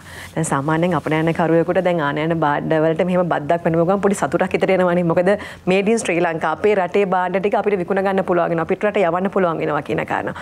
මේ සම්බන්ධයෙන් ඔබතුමාගේ අදහස මොන වගේද? ඇත්තටම මම ව්‍යාපාරිකයෙක් හැටියටත් ඒ වගේම මම මේ මගේ ශ්‍රී ලාංකිකයෙක් හැටියටත් මම ඒකට සතුටු වෙනවා කියන්නේත් නැහැ දුක් වෙනවා කියන්නේ නැහැ මැද විඳගෙන යෝජනාවක් ඉදිරිපත් කරනවා. මෙතුමා කිව්වා වගේ හොඳ යෝජනාවක්. ඒ කියන්නේ මෙතුමා දැන් අද රටේ තත්ත්වේ කොහොමද වාසන අපි ගොඩ එන්නේ. දැන් අපි ජපානයට ඩොලර් මිලියනයක බිලියනයක අපි වාහන ගේනවා. ඒ වාහන කොහෙටද යන්නේ? වාසනා ඒ වාහන අපේ ලංකාවේ නෑ. අපිට පුළුවන් නම් ඒක ආයි නැවත රීඑක්ස්පෝර්ට්. ඒ කියන්නේ අපිට බැයිද ඒ බෑන් නිව් වාහන අපි ජපානයෙන් පැදලා අපිත් කිලෝමීටර 10000ක් 15000ක් පැදලා අපි ඒක නැවත අරගෙන ඒක අපිට තව තියෙන රටවල් වලට අපිට එක්ස්පෝර්ට් කරන්න. දැන් උදාහරණයක් අපි ගත්තාම ටැන්සානියා, බර්මා, මැඩගස්කා මේ කියන රටවල් හරි දුෂ්කර රටවල් වාසනා. ඒතකොට ඒ වගේම මේ රටවල් වල මේ තියෙන අපේ රටට වඩා ලොකු දරුණු ආර්ථික රටාවක් තියෙනවා. හැබැයි මේගොල්ලන්ට ජීවත් වෙන්න හැබැයි අපිට පුළුවන් ජපානයෙන් අපිට මේ අපි කරන වාහන ටික මෙහෙට ගෙනාවා අපිත් පැද්දා ඒ කාල සීමාවේ. දැන් අපි මේ ගේන යකඩ ගොඩවල් මොනවද වෙන්නේ වාසනා මේවට? ඒතර අපි මේවට ඩොලර් දෙනවා විතරයි. ආයි අපිට ඩොලර් එන ක්‍රමයක් නැහැ. හැබැයි මම හිතන්නේ මේ වෙලාවේ අපිට මේ තියෙන තත්ත්වයේ උඩ වාසනා අපි මේ මාතෘකාව හොඳ මාතෘකාවක්. මේකේ අපි මේ කාටවත් විවේචනය කර මෙතුමා කිව්වා වගේ කාගේවත් පසුපස හමාගෙන යන එක නෙමෙයි අපි කරන්න තියෙන්නේ. අපි වියදම් කරන ප්‍රමාණය අඩු කරගෙන අපි ඇත්තටම තව හොයන්න උත්සාහ කරන්න ඕනේ. ඒ බැරි කෙනා කරන්න ඕනේ අර කිව්වා වගේම මේක නාස්ති නොකර පවත්ත ගන්න ඕනේ. ඒ වගේම අලුත් නිපැයුම් එන්න ඕනේ. දැන් අපිට ඇත්තටම මගේ යෝජනාව බදු ගහප එක හොඳයි කියන එක. මොකද අපි පිටරටින් ගේනේවට ඕනේ නෑ අපිට. අපේ රටේ වැවෙනවා. අපිට කොස් සැටයක් වැටුනොත් මහා රූක්ෂ ගහක් වැටෙන රටක් වාසනා මේක. ඒතර මේකේ මොනවද අපිට හිත කරන්න පැල කරන්න බැරි. ඒතර අපිට තියෙන්න ඕනේ අපි භූමි කළමනාකරණයක්. ඒ කියන්නේ අපේ වනාන්තර රැකෙන්න ඕනේ, පරිසරය රැකෙන්න ඕනේ. අපි භූමිය කළමනාකරණය කරන්න ඕනේ. හැබැයි වාසනා කනගාටුදායක සිද්ධිය තමයි අද වෙනකොට රට වතුර ටික පවා අපි රටින් ගේනවා. රජිත් මහත්මයා මෙහෙම දෙයක් කිව්වොත් දැන් සාමාන්‍යයෙන් අපි දන්නවා අපේ රටේ දෙයක් කියලා කිව්වහම සාමාන්‍ය වෙළඳපොලේ ලොකු මේ කැමැත්තක් මිනිස්සු අතර නැහැ. මිනිස්සු කැමති පිට රටින් මොන හරි භාණ්ඩයක් නම් ඒක ගෙනල්ලා තියනවා නම් ඒකට ලොකු කැමැත්තක් තියෙනවා. අපේ යුතුයකමක් සහ වගකීමක් තියෙනවා නේද අපනයන කරුණේද ඔබතුමාලා දේශීය නිෂ්පාදක විදියට මේ රටේ අපේ රටේ නිෂ්පාදන තව ටිකක් වැඩි කරන්න සහ මිනිස්සු අතර මේ පිළිගැනීම ඇති කරන්න මේ තත්ත්වයේ ප්‍රශ්නයක්වත් නෙමේ මිල ප්‍රශ්නයක්වත් නෙමේ මොකක්ද මේ මිනිස්සු අතර තියෙන නිකන් පිට රටින් ඉම්පෝර්ට් කරපු දෙයක් හොඳයි වගේ කියලා අදහසක් මිනිස්සු අතර තියෙනවානේ. ඇයි මේක මේ අපිට බැරිද මේක වෙනස් කරන්න? පුළුවන්. මිනිසුන් තුළ තියෙන ආකල්පයක් මේක වෙනස් කරගන්න තියෙන්නේ ඇත්තටම අපේ අභිමානය අපි පවත්ත ගන්න ඕනේ. අපි අපේ දේශීය දල ආදායම ගොඩනගන්න නම් අපි දේශීය නිපැයුම් නිර්මාණය කරන්න ඕනේ. අනිවාර්යයෙන්ම අපිට මේකට තියෙන හොඳම දේ තමයි. හැබැයි විදේශීය ඒ මානසික මට්ටමක් තියෙනෙත් ඒ සමහර දේවල් ඒවැ තියෙන පිළිවෙල. ඉතින් අපිට පුළුවන් ඒ පිළිවෙලටම නිෂ්පාදනය කරන්න. එතකොට අපිට මේක හරහා අපේ රටේ දේ අපිට අගේ නැත්තම් අපේ මිනිසුන්ට අපිට පුළුවන් අපේ අගේ තැන හොයාගෙන යන්න. හොඳම උදාහරණය. ආකල්ප වෙනස් වෙන්නේ නැත්තම් මේ වෙලාවේ මිනිස්සු මෙතන තාමත් මේ ආකල්පය තුලම ඉන්නවා නම් අපිට තියෙන්නේ අපේ රටේ වටිනා දේවල් අඳුරන මිනිස්සු සොයාගෙන අපි යන්නේ. හොඳයි. මට ඒකට දෙන්න තියෙන උත්තරේ මොකද මිනිසුන්ගේ හිත රිද්දන්න කැමති නැති නිසා මේ වෙලාවේ. හොඳයි. සුකුමබෝගේ ජීවිතයක් Taman තවදුරටත් ගත කරනවා අර දෙහිගම් මහත්මයාත් විනාජිත් මහත්මයාත් කියුවා වගේ අපිට සිද්ධ වෙනවා දෙහිගම් මහත්මයා අර අපේ ඉස්සර අපි කියන්නේ අපේ ආච්චි අම්මලා සීයලා ගත කරපු කාලෙක අපි දන්නවා බොහොම සරලයි ඔවුන්ගේ ජීවිතය. හැබැයි කෙනෙක් මේ කිව්ව ගමන් කියයි ඒ කාලේ වගේ දැන් ජීවත් වෙන්න පුළුවන්ද අපිට ගෑස් ටික ඕනේ, තෙල් ටික ඕනේ, වාහන ඕනේ, එතකොට විදුලිය ඕනේ මේ වගේ ප්‍රශ්න ගණනාවක්. ඔතුමාර අපිට කලින් කිව්වා අපි තේරුම් ගන්න ඕනේ මේ වෙලාවේ අත්‍යවශ්‍යම කාරණාව මොකක්ද කියලා. අපි ආර්ථික විද්‍යාව කියන්නේ ආවස්තික පිරිවැය කියලා. දැන් මේ දේ අපි තේරුම් ගත්තොත් මම හිතන්නේ අපිට මේ ටික බොහොම හොඳින් කල්පනාකරණය කරගන්න පුළුවන් වෙනවා නේද? ඔව් දැන් අපිට මේ දැන් මම මේක මේ අර්බුදය දකින්නේ සාර මෙහෙමයි දැන් අර අපි මේ අර හાર્ට් එකේම නැවතලා ඉන්න ලෙඩුන්ට මේ මම දැකලා තියෙනවා දොස්තර මහතුරු ගිහලා අර ෂොක් එකක් දෙන්නේ. ඔව්. මේ වෝල්ටේජ් එකක් දීලා කපාට ෂොක් එකක් දීලා ඊට පස්සේ තමයි හાર્ට් එක වැඩ කරන්න පටන් ගන්න. දැන් මේ ෂොක් එක තමයි අපිට මේ හම්බුනේ. හරි. ඒ කියන්නේ දැන් අපි ඔය මොනවද අපේ කම්පැනි අපිට හම්බලා දෙනවා. දැන් අපි අර මේ නැගිටින්න පටන් ගන්න ඕන වෙලාව දැන්. ඒ කියන්නේ දැන් අපිට ෂොක් එක හම්බුනානේ දැන් මොනවත් කරන්න බෑ. ඩීසල් නෑ, පෙට්‍රල් නෑ, ගෑස් නෑ. ප්‍රශ්න ගොඩයි මොනවත් ඉම්පෝට් කරන්න බෑ, යන්න බෑ. ක්‍රෙඩිට් කාඩ් එක ගිහලා වෙන රටක පාවිච්චි කරන්න බෑ. හැමතැනින්ම මේවා දාලා සීමාවල් දාලා මේ ෆ්ලයිට් එකක ටිකට් එකක් ගන්න ගියාම මේක 4 ගුණයක් 5 ගුණයක් විතර වෙලා මොනවත්ම කරගන්න බැරුව මේ දැන් අර ෂොක් එක දැන් වැදිලා තියෙනවා. දැන් තමයි ටයිම් එක මං හිතන්නේ අපේ කොටම ඇස්සරුණා. අපේ මේ දේශීය ආර්ථිකය නැවතත් නගා හිටවලා ඒ පැත්ත දියුණු කරගෙන මේ නැවත හොඳ ගමනක් යන්න. ඔබ අපි කතා කරන්න බැරිණු මේ කතා කරගෙන ආපු තැන තමයි වාසන මේ ඔයා කියවනේ අර මේ කෘෂිකර්මයේ පැත්ත අපි දියුණු කරන්න ඕනේ කියලා. දැන් හිතන්නකෝ දැන් දේශීය ආර්ථිකය පටන් ගන්න කෘෂිකර්මයෙන්නේ. දැන් දේශීය ආර්ථිකය විතරක් නෙවෙයි මේ ජාතික ආර්ථිකය පටන් ගන්න කෘෂිකර්මය මත තමයි. හරි මොකද හේතුව අපි හැමදේමක් කරන්න කාලා ඉන්න බෑ. කෑම කන්න නම් අපි කෘෂිකර්මය තියෙන්න ඕනේ. ඉතින් කෘෂිකර්මය කියලා කියන එක අද ලංකාවේ කවුරුත් බලන්නේ මේ පාඩු වෙන දෙයක් හැටියට. එහෙම වෙන්න බෑනේ. දැන් කෘෂිකර්මය කියන එක පාඩු වෙන්න බෑ. මොකද හේතුව සියලුම මේ ජීවීන් මේ ආහාර මත නෑපෙන්නේ. ඒතර අපි කන්න බොන්න තියෙන්න ඕන හැම වෙලේ. එතකොට කෘෂිකර්මය කියන එක මේ පාඩු ලබන මේ ශේෂ්ත්‍රයක් වෙන්න බෑ. ඒක ලාභ ලබන ශේෂ්ත්‍රයක් වෙන්න. නමුත් අපි යම් හේතු නිසා අපේ කළමනාකරණ ලංකාවේ තියෙන මේ ආර්ථිකය කළමනාකරන හරි කෘෂිකර්මය කළමනාකරණය කරන එකේ තියෙන අඩුපාඩු නිසා මේ කෘෂිකර්මය කියන එක වැටිලා තියෙන්නේ අලාභ ලබන එහෙම නැත්නම් මේ දුප්පත් කෙනාගේ මේ ව්‍යාපාරය හැටියට. දැන් උදාහරණයක් ගත්තම ඔයාට මම ඇහුවොත් ගොවියා කියන වචනේ වාසනාගේ ඔළුවට එන්නේ මනසට එන්නේ මොන වගේ රූපයක්ද? ගොවියෙක් කියලා කියපුවම. ගොවියෙක් කියපුවම අපිට එන්නේ වැරහැල්ලක් ඇඳගත්ත, උදැල්ලක් කරේතියක් ඇත සුම්බරයක් බැඳගත්ත, හැම රැලි වැටිච්ච අර කුඹරක ඉඳලා මඩ ගහගෙන එන රූපයක් තමයි මේ ගොවියා කියන වචනේ ඇහුණ ගමන් අපි සැමටම එන්නේ. ඇයි එහෙම වෙන්නේ? එහෙම වෙන්න බෑ. ගොවියා කියන්නේ වෙන රටවල් වල සමහරලාට මේ ගුවන් යාන පවා හිමි මේ කට්ටිය. ඒකමත් මම කියවහම මතක් කරනවා පස්සේ දවසක මම දැක්කා ගොවි මහතුරු කියනවා මේ ගෙදර තියෙන කනකර ආභරණ උගස් කරලා තමයි අපි ගොවිතැන් කටයුතු කරන්නේ කියලා. එතකොට ඊට පස්සේ දැන් ওই ගොවියන්ගේ තියෙන මම දැක්කපු එක තමයි මමත් මේ දැන් ගොවිතැන්ට පොඩ්ඩක් මේ අවතීර්ණ වෙලා ඉන්න නිසා මේ දවස්වල මම ගොවියොත් එක්ක මේ පොඩ්ඩක් සම්බන්ධ වෙලා ඉන්න නිසා මම දැන් දකින එකක් තමයි දැන් ගොවියෝ කියනවා හැම වෙලේම ඒගොල්ලන්ගේ තියෙන එක තමයි මිල නැහැ. මිලක් ලැබෙන්නේ නැහැ. ඒගොල්ලන්ගේ ප්‍රොඩක්ෂන් හොඳ මිලක් නැහැ. මේ මෙහෙමයි කියලා ඒගොල්ලෝ ලොකු දෝෂාරෝපණයක් කරනවා. ඉතින් එතකොට දැන් අපි ඇත්තටම බලන්න ඕනේ කොතනද මේ ප්‍රශ්නේ තියෙන්නේ කියලා. දැන් මිලක් ලැබෙන්නේ නැද්ද? ලැබිය යුතුද? මොකක්ද දැන් හිතන්නකෝ දැන් මෙහෙම අපි බොංචි වවනවා. බොංචි වවලා ඒ බොංචි වලට ගොවියා බලාපොරොත්තු වෙනවා රුපියල් 500ක් මාකට් එකෙන් ලැබෙයි කියලා.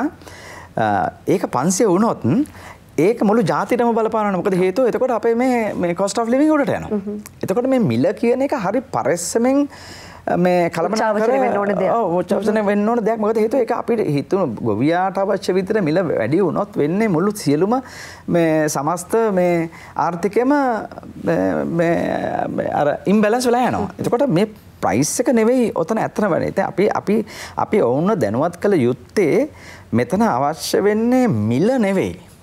ඔවුන් මේන් ලබන ලාභය මොකද්ද කියන එක. ඒ කියන්නේ අපි වගාවක් කළා මම අපිට මොකක්කර භාගයක් මම වගා කරොත් ඒ වගාව තුලින් මට ලබාගත හැකි ලාභය මොකද්ද කියන එක තමයි ගොවියා බැලිය යුත්තේ. කියන්නේ වියදමට සාපේක්ෂව ආදායම කොච්චර වැඩි වෙලා තියෙනවද කියන එක. ලාභය මොකද්ද කියන එක. දැන් ආදායම කියලා කියන්නේ විකුණලා ගන්න ගාන නේ. මම කියන්නේ වියදමයි ආදායමයි අයින් කරා ආදායමෙන් වියදම අයින් කරවම Tamanට මොන තරම් ලාභයක් ලැබෙනවද කියලා. හිතන්නකෝ දැන් බොන්චි අර මම ගත්ත මේකයි බොන්චි කිලෝ එකක් රුපියල් 500කට විකුණලා ඔහුට ලැබෙන්නේ රුපියල් 25ක ලාභයක් නම් ඊට වඩා හොඳ නැද්ද බොන්චි කිලෝ එක රුපියල් 200ට විකුණලා රුපියල් 50ක ලාභයක් ලැබෙනකොට හොඳයිනේ. එතකොට Tamanට ඒක වාසිය. එතකොට අපි බලන්න ඕනේ ඇයි ගොවියට ගොවි මහත්වරුන්ට ලාභයක් ලබන්න බැරි.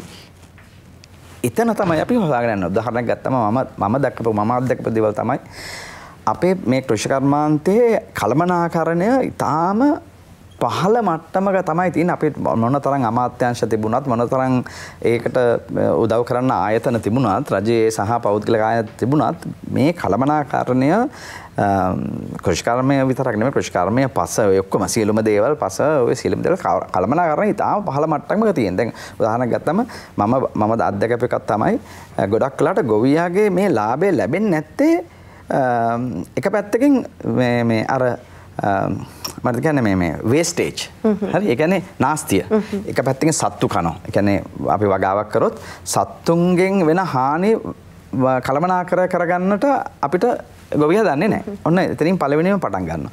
ඊට පස්සේ අපි අර එක මේ ප්‍රොඩක්ටිවිටි එක කියන්නේ යම්කිසි වර්ග ප්‍රමාණයක අපිට හදා ගන්න පුළුවන් ප්‍රමාණය කියන්නේ අස්වැන්නේ ප්‍රමාණය අපි ලංකාවේ ගොඩක් අඩුයි. අනිත් වෙන රටවල් වලට වඩා ගොඩක් අඩු අගයක් තමයි අරන් තියෙන්නේ.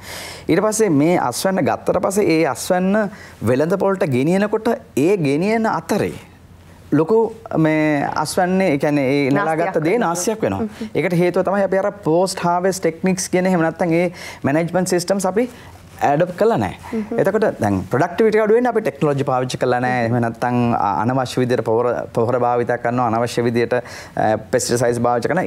ඒකට හේතු තියෙනවා. ඉතින් ඒක නිසා ඉතින් එහෙම බලපුවාම සාමාන්‍යයෙන් අපි බලාපොරොත්තු වෙන අස්වැන්නෙන් 100ට 45ක් 50ක් විතර නාස්ති වෙලා ඉවරයි වෙළඳ පොළට යනකොට. එතකොට දැන් මෙයාට කොච්චර මිලක් ලැබුණත් වැඩක් නැහැ. මොකද හේතුව හදන තරමෙන් 150ක් විතර නාස්ති වෙලා ඉවරයි වෙළඳ පොළට යනකොට. එතකොට අපි ඇත්තටම මෙතෙන්දී ගොවියාව දැනුවත් කරන්න ඕනේ. අර මම හැමදාම කියපු කතාවක් තමයි ගොවියෙකුට දෙන්න ඕනේ සහන ආධාර වලට පොහොර නෙවෙයි.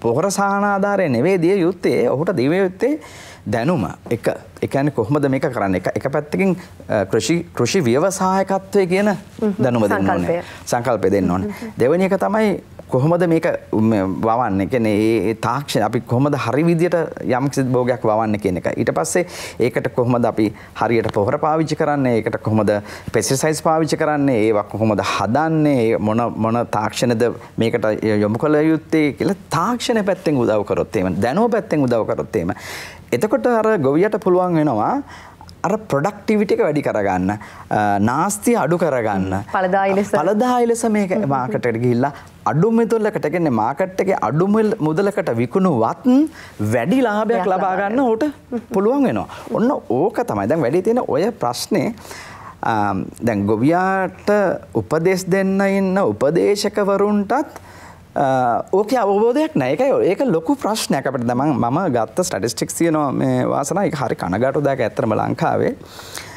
දැන් ඔය ගොවියන්ට උපදෙස් දෙන්න උදව් කරන්න ඉන්නවනේ අර කෘපනිස කියලා මේ ගොවි ජන සේවකේ කෘෂිකර්ම පරිශ්‍රණ නිලධාරීන් කියලා ඉන්නවනේ. ඒතර මං හිතා මම දන්න හැටියට ලංකාවේ ඉන්නවා මේ වෙනකොට 8000කට වඩා වැඩි ගාණක් ඔය කෘෂිකර්ම නිලධාරීන් කෘපනිසලා මේ හැමතැනම ව්‍යාප්ත වෙලා ඉන්නවා. ඒගොල්ලෝ තමයි ඇත්තටම අර ග්‍රාස් රූට් එකේ ගොවියට ගිහිල්ලා ඒ ආවාද මේවා දීලා ඒගොල්ලන්ව බලාගෙන කෙනා.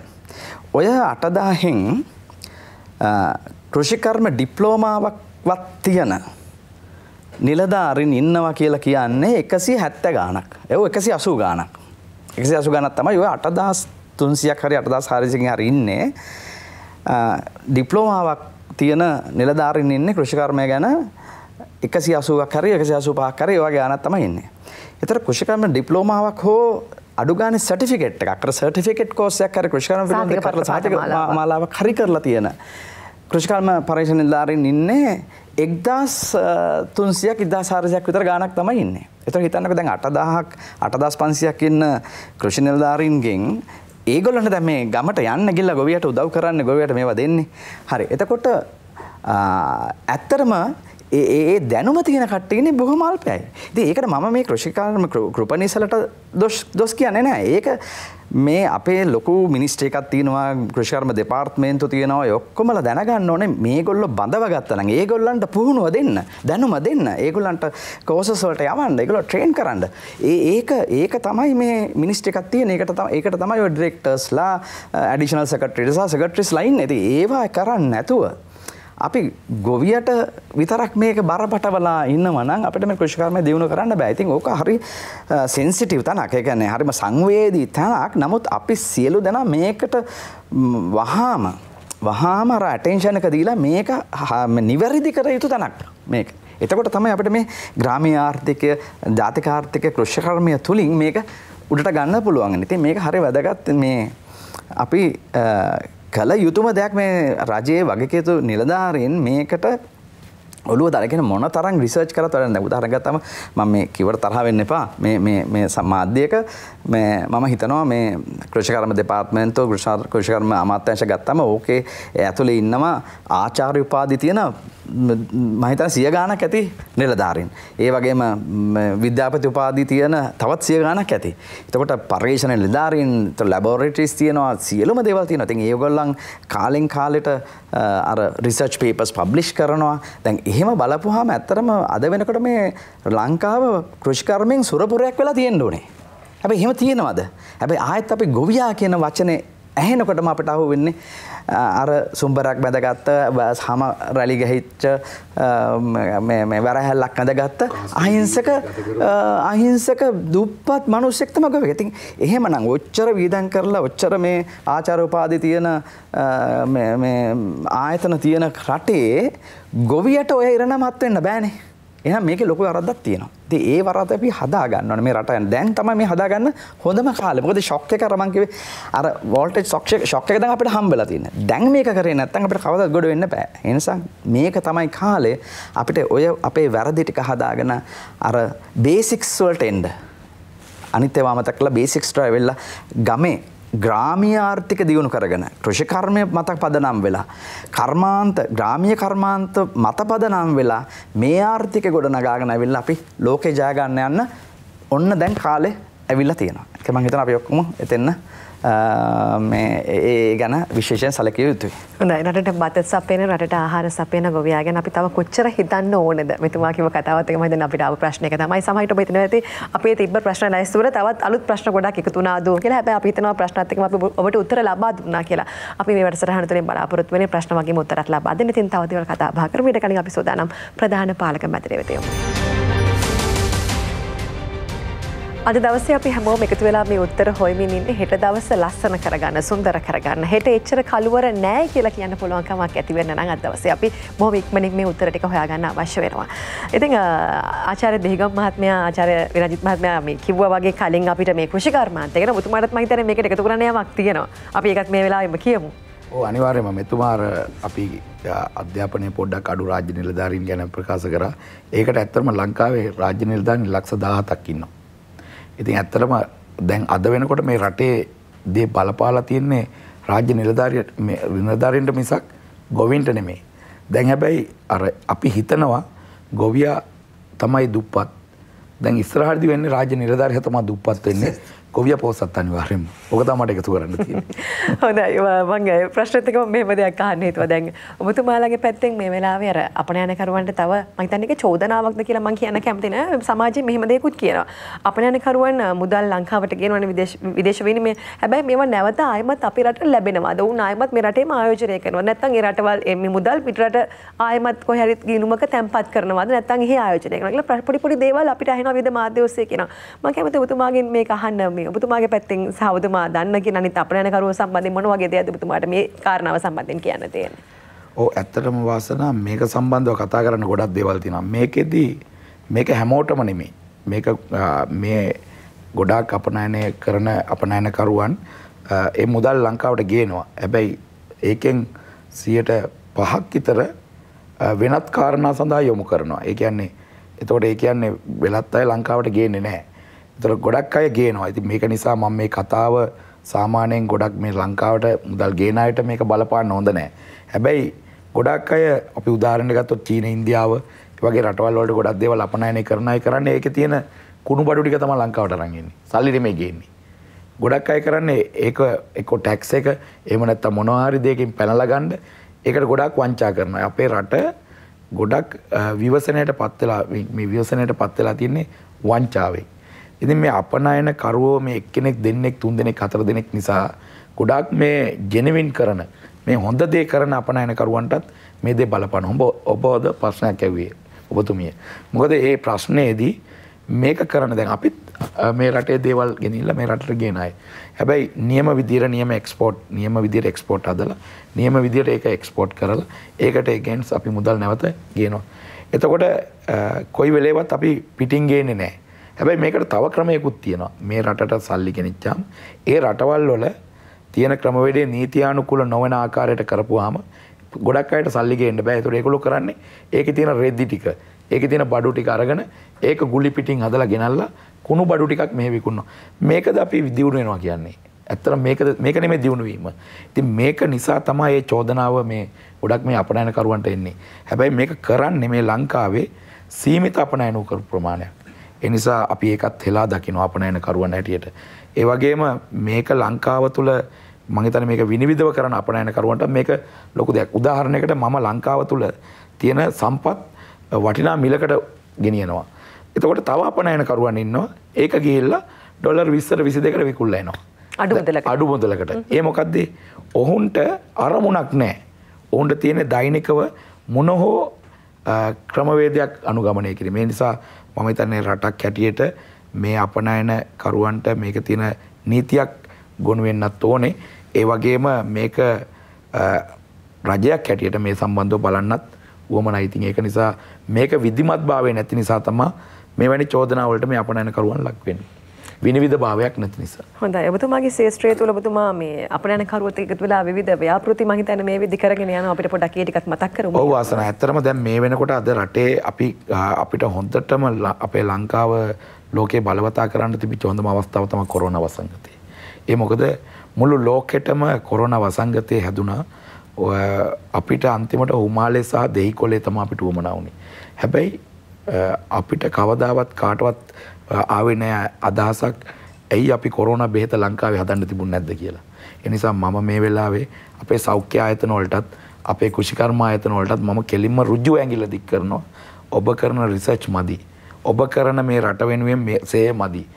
ඔබ හොඳයි. හොඳ දක්ෂයි. ඔබ දෙවිවරු වගේ තමයි. ඒත් හැබැයි මේ වෙලාවේ ඔබ කරපු සේවය ඉතා උතුම්. හැබැයි ලංකාවට ඒ වෙලාවේ කරනකොට ලංකාව තිබිච්ච තත්ත්වේ අපි ඇත්තටම කොරෝනා වලට ඖෂධය අපේ රටෙන්ම නිපදවන්න තිබුණා. මොකද අපේ රටේ අන්තිමට කොරෝනා වලට හොඳ විසඳුම වුණේ හිමාලය සහ ඒ අවශ්‍ය ශාකසාහි ආහාර. හැබැයි මුළු ලෝකෙටම අපිට මේක කරන්න පුළුවන්. ඒ නිසා මෙවැනි කුඩා ව්‍යාපාරිකයන් ඉන්නවා. අද මම ලෝකේ රටවල් 7-8ක විශාල ප්‍රභූවරුන්ගේ වෛද්‍යවරයෙක් වෙලා තියෙන නිසා මට එකෙන් ඇවිල්ලා තියෙන අවස්ථාවක් කුඩා ව්‍යාපාරිකයන්ට අත දෙන්න. ඉතින් ඒ නිසා මම පොඩි ණය සහන ක්‍රමවේද දීලා ඒගොල්ලන්ගේ එක්ක මම සමීප සම්බන්ධකම් ඇති කරගෙන මම රටවල් වල මගේ පුද්ගලික මුදල් වියදම් කරලා මම ඒ සඳහා එක්සිබිෂන් තියලා අපේ දේවල් අපේ දේශීය දේ අපි ඉන්ට්‍රොඩියුස් කරලා අපි වෙළඳ පොලක් හදාගෙන යනවා. හැබැයි තාම මේක මහා පරිමාණයෙන් නැහැ. මොකද අපේ කුඩා ව්‍යවසායකයන්ට හරි කළමනාකරණයකින් යුත් තාක්ෂණික දේ අපිට දෙන්න ඕන නිසා අද රටේ තියෙන තත්ත්වෙත් එක්ක අපි ගොඩාක් දේවල් පිටරට උදව් අරගෙන තමයි කරන්නේ. ඒ නිසා පැකින් එක පවා අපිට හදා ගන්න වෙලා තිනවා හරි විදියට. මොකද අපි පුරුදු වෙලා තියෙන හැමදේම අඩු දෙකින් කරන්න පුරුදු වෙලා ඒ වුණාට ජාත්‍යන්තරයට මේක යනකොට හරි ක්වොලිටි කන්ට්‍රෝල් එකක් තියෙනවා, තත්ත්වයක් තියෙනවානේ. ඒ නිසා අපිට මේක වාසනා දැන් මම මේකට පුළුවන් තරම් මම හිතන්නේ ඩොලර් මිලියන 50ක වගේ ආයෝජනයක් යොදවලා මම මේ සඳහා තවත් කුඩා ව්‍යාපාරිකයන් අපි ලංකාව තුල ව්‍යාපාරික ශේෂ්ත්‍රය එක වෙනවට වඩා විදේශීය ව්‍යාපාරික ශේෂ්ත්‍රය එක වෙන්න අවස්ථාව උදා කරලා දීලා ඔවුන්ගේ රැකවරණය අල්ලගෙන මම ඉන්නවා ටිකක්. හොඳයි. ආචාර්ය දෙහිගම් මහත්මයා මේ උත්තර ලැබෙනකොට අපිට හිතෙනවා නේද දැන් අපිට ඉස්සරහා ගැන ටිකක් ලොකු බලාපොරොත්තුවක් තියාගන්න පුළුවන් කියලා. මේ වෙලාවේ මේ දේවල් බලාගෙන ඉන්න කෙනෙක් අපි හිතුවට මම අවධානමක් ගන්නවා මේ වෙලාවේ. මේ ප්‍රශ්නත් එක්ක මම බිස්නස් එකක් පටන් ගන්නවා. මම ව්‍යවසායකයෙක් වෙනවා. මම කොහොමද මේ රටේ ආර්ථිකයේ මේ අර්බුදයට උත්තරයක් මම හොයනවා. මගෙන් දෙන්න පුළුවන් දායකත්වය ලබා දෙනවා කියලා. එහෙම හිතන කෙනෙකුට මේ වෙලාවේ අපි දෙන්න තියෙන උත්තරේ මොන වගේද ඔබතුමා සාර්ථක ව්‍යාපාරික විදිහට මේ ආපු ගමනත් එක්ක මේ වෙලාවේ ව්‍යාපාරයක් පටන් ගන්න කෙනෙක් ඉන්නවනම් මේ වෙලාවේ ව්‍යවසායකයෙක් වෙන්න හිතනවා නම් ඒක තමයි හොඳම පළවෙනිම මම කියන්න ඕනේ. මොකද හේතුව මම අර ඉස්සලා කිව්වා වගේ ව්‍යවසායකයා තමයි මේ රට අරන් යන්නේ. ඒක මම අනිවාර්යයෙන්ම තර්කයක් නැහැ. ඔවුන් නිසා තමයි මේ සියලු දේම පවතින්නේ. ලංකාව විතර නෙවෙයි මුළු ලෝකෙම ගත්තත් ව්‍යවසායකයාගේ දායකත්වය උඩ තමයි මේ ලෝකේ පවතින්නේ. ඉතින් ඒක ඇත්ත දෙයක්. ඉතින් එතකොට කවුරු හරි හිතනවා නම් ව්‍යවසායකයක් පවත්වන්නට පළවෙනි එක තමයි අර මම කියන මේ මාකට් එක කියන්නේ මේ ක්‍රයිසිස් මාකට් එකේ තියෙන ඔපචුනිටි එක හරියට අවස්ථාව හරියට අඳුර ගන්න ඕනේ. ඒතර ඒ අඳුරා ගන්නට ඒ මොකක්ද අවස්ථාව කොහොමද ඒ අවස්ථාව අපි අර වැලිඩේට් කරනවා කියලා කියන්නේ අපි වැලිඩේට් කරගන්නේ කොහොමද කියන එක ඒ තමන් දැනගන්නට ඕනේ. ඒ කියන්නේ ඒ අවස්ථාවෙන් තමන්ට තමන් කරන ආයෝජනයෙන් හොඳ ප්‍රතිලාභයක් ලබා ගන්නට පුළුවන්ද? ඒ ආයෝජනය නිසා තමන්ට යම්කිසි ධනයක් නිපදව ගන්න පුළුවන්ද? එතකොට ඒ පටන් ගත්ත ව්‍යාපාරය වැඩි දියුණු කරගන්න growth එක අපිට sustain කරගන්න පුළුවන්ද? ඔය කරුණුත් එක්ක මේක නියම අවස්ථාව ඩිමාන්ඩ් එකක් තියෙන අවස්ථාවක්ද කියලා ඔහු වැලිඩේට් කරනවා. ඩිමාන්ඩ් කියන වචනේ හරි වැදගත් එකක්. මොකද ගොඩක් කලකට අපි හිතනවා මේ යම් කිසි දෙයක් කරන්න ගියාම මේකට හොඳ ඩිමාන්ඩ් එකක් තියෙයි. මේ නිසා මම මේක පටන් ගන්නවා කියලා කියනවා.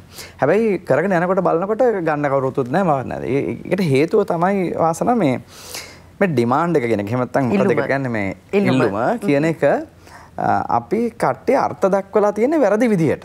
වැරදි විදියට තමයි අර්ථ දක්වලා තියෙන්නේ.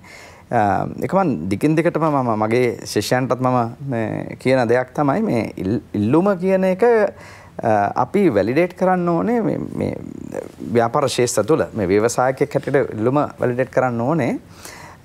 ඩිමාන්ඩ් එක කියලා කියන්නේ willingness to pay කියන එක. ඒ කියන්නේ කවුරු හරි ඉන්නවද තමන්ගේ මුදල් පසුම්බිය අරගෙන මේ මුදල් පසුම්බියේ මුදල් ගෙවලා මගේ මේ භාණ්ඩය මිලදී ගන්න කෙනෙක් ඉන්නවද කියන තැන. දැන් උදාහරණයක් ගත්තොත් අපි හිතමුකෝ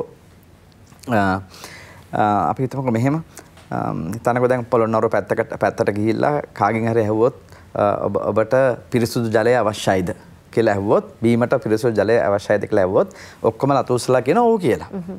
හැබැයි මම කොළඹ ඉඳලා හරි කොහේ හරි ඉඳලා අපි හිතමුකෝ මම පිරිසුදු ජලය බෝතල් කරලා මම අරන් යනවා කන්ටේනර් එකක්.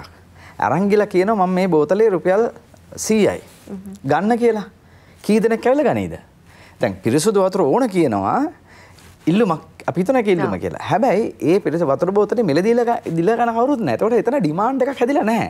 ඉතින් මේක වරද්දා ගන්නවා. ඒ කියන්නේ මිලක් දීලා ගන්න කෙනෙක් නැහැ. ඔව් ඒ කියන්නේ ඩිමාන්ඩ් එක අවශ්‍යතාවය තියෙනවා. හැබැයි මිලක් දීලා කියන්නේ සල්ලි ගෙවලා ගන්න මිලට ගන්න කට්ටිය නැහැ. අන්න එතන ඩිමාන්ඩ් එකක් නැහැ අතරම. ඒක කියන්නේ අපි එතකොට අවශ්‍යතාවය තියෙනවා. නීඩ් එක තියෙනවා. හැබැයි ඩිමාන්ඩ් එක නෙවෙයි. ওই දෙක වරද්දා ගන්නවා. කට්ටිය හිතනවා රයිට් මෙතන තියෙන හොඳ ඩිමාන්ඩ් එකක් කියලා ටක් ගාලා ව්‍යාපාරයක් පටන් ගන්නවා. ව්යාපාරයට අවකාශය තියෙනවා කියලා හිතාගෙන යනවා. එතකොට ඔන්න ඔතෙන්ද යනවා. ඔතෙන්ද ගිහිල්ලා ඊට පස්සේ ඔන්න මම මගේ භාණ්ඩය අරගෙන මම වෙළඳපොළට ගිහිල්ලා බලපුවාම ඔව් මේක හොඳයි මේක ලස්සනයි මේක තිබ්බනම් හොඳයි. හැබැයි මට ගන්න නම් සල්ලි නැහැ. ඒ කියන්නේ කවුරුත් මේක ගන්නෙ නැහැ. එතකොට ඔන්න ප්‍රශ්නයක් එනවා. මොකද හේතුව දැන් ව්‍යවසාය කරගන්න බෑ. ඒ නිසා පළවෙනි එක තමයි අර අවස්ථාව අඳුර ගන්න ඕනේ. අවස්ථාව කියලා කියන්නේ ඩිමාන්ඩ් එකක් තියෙන්න ඕනේ.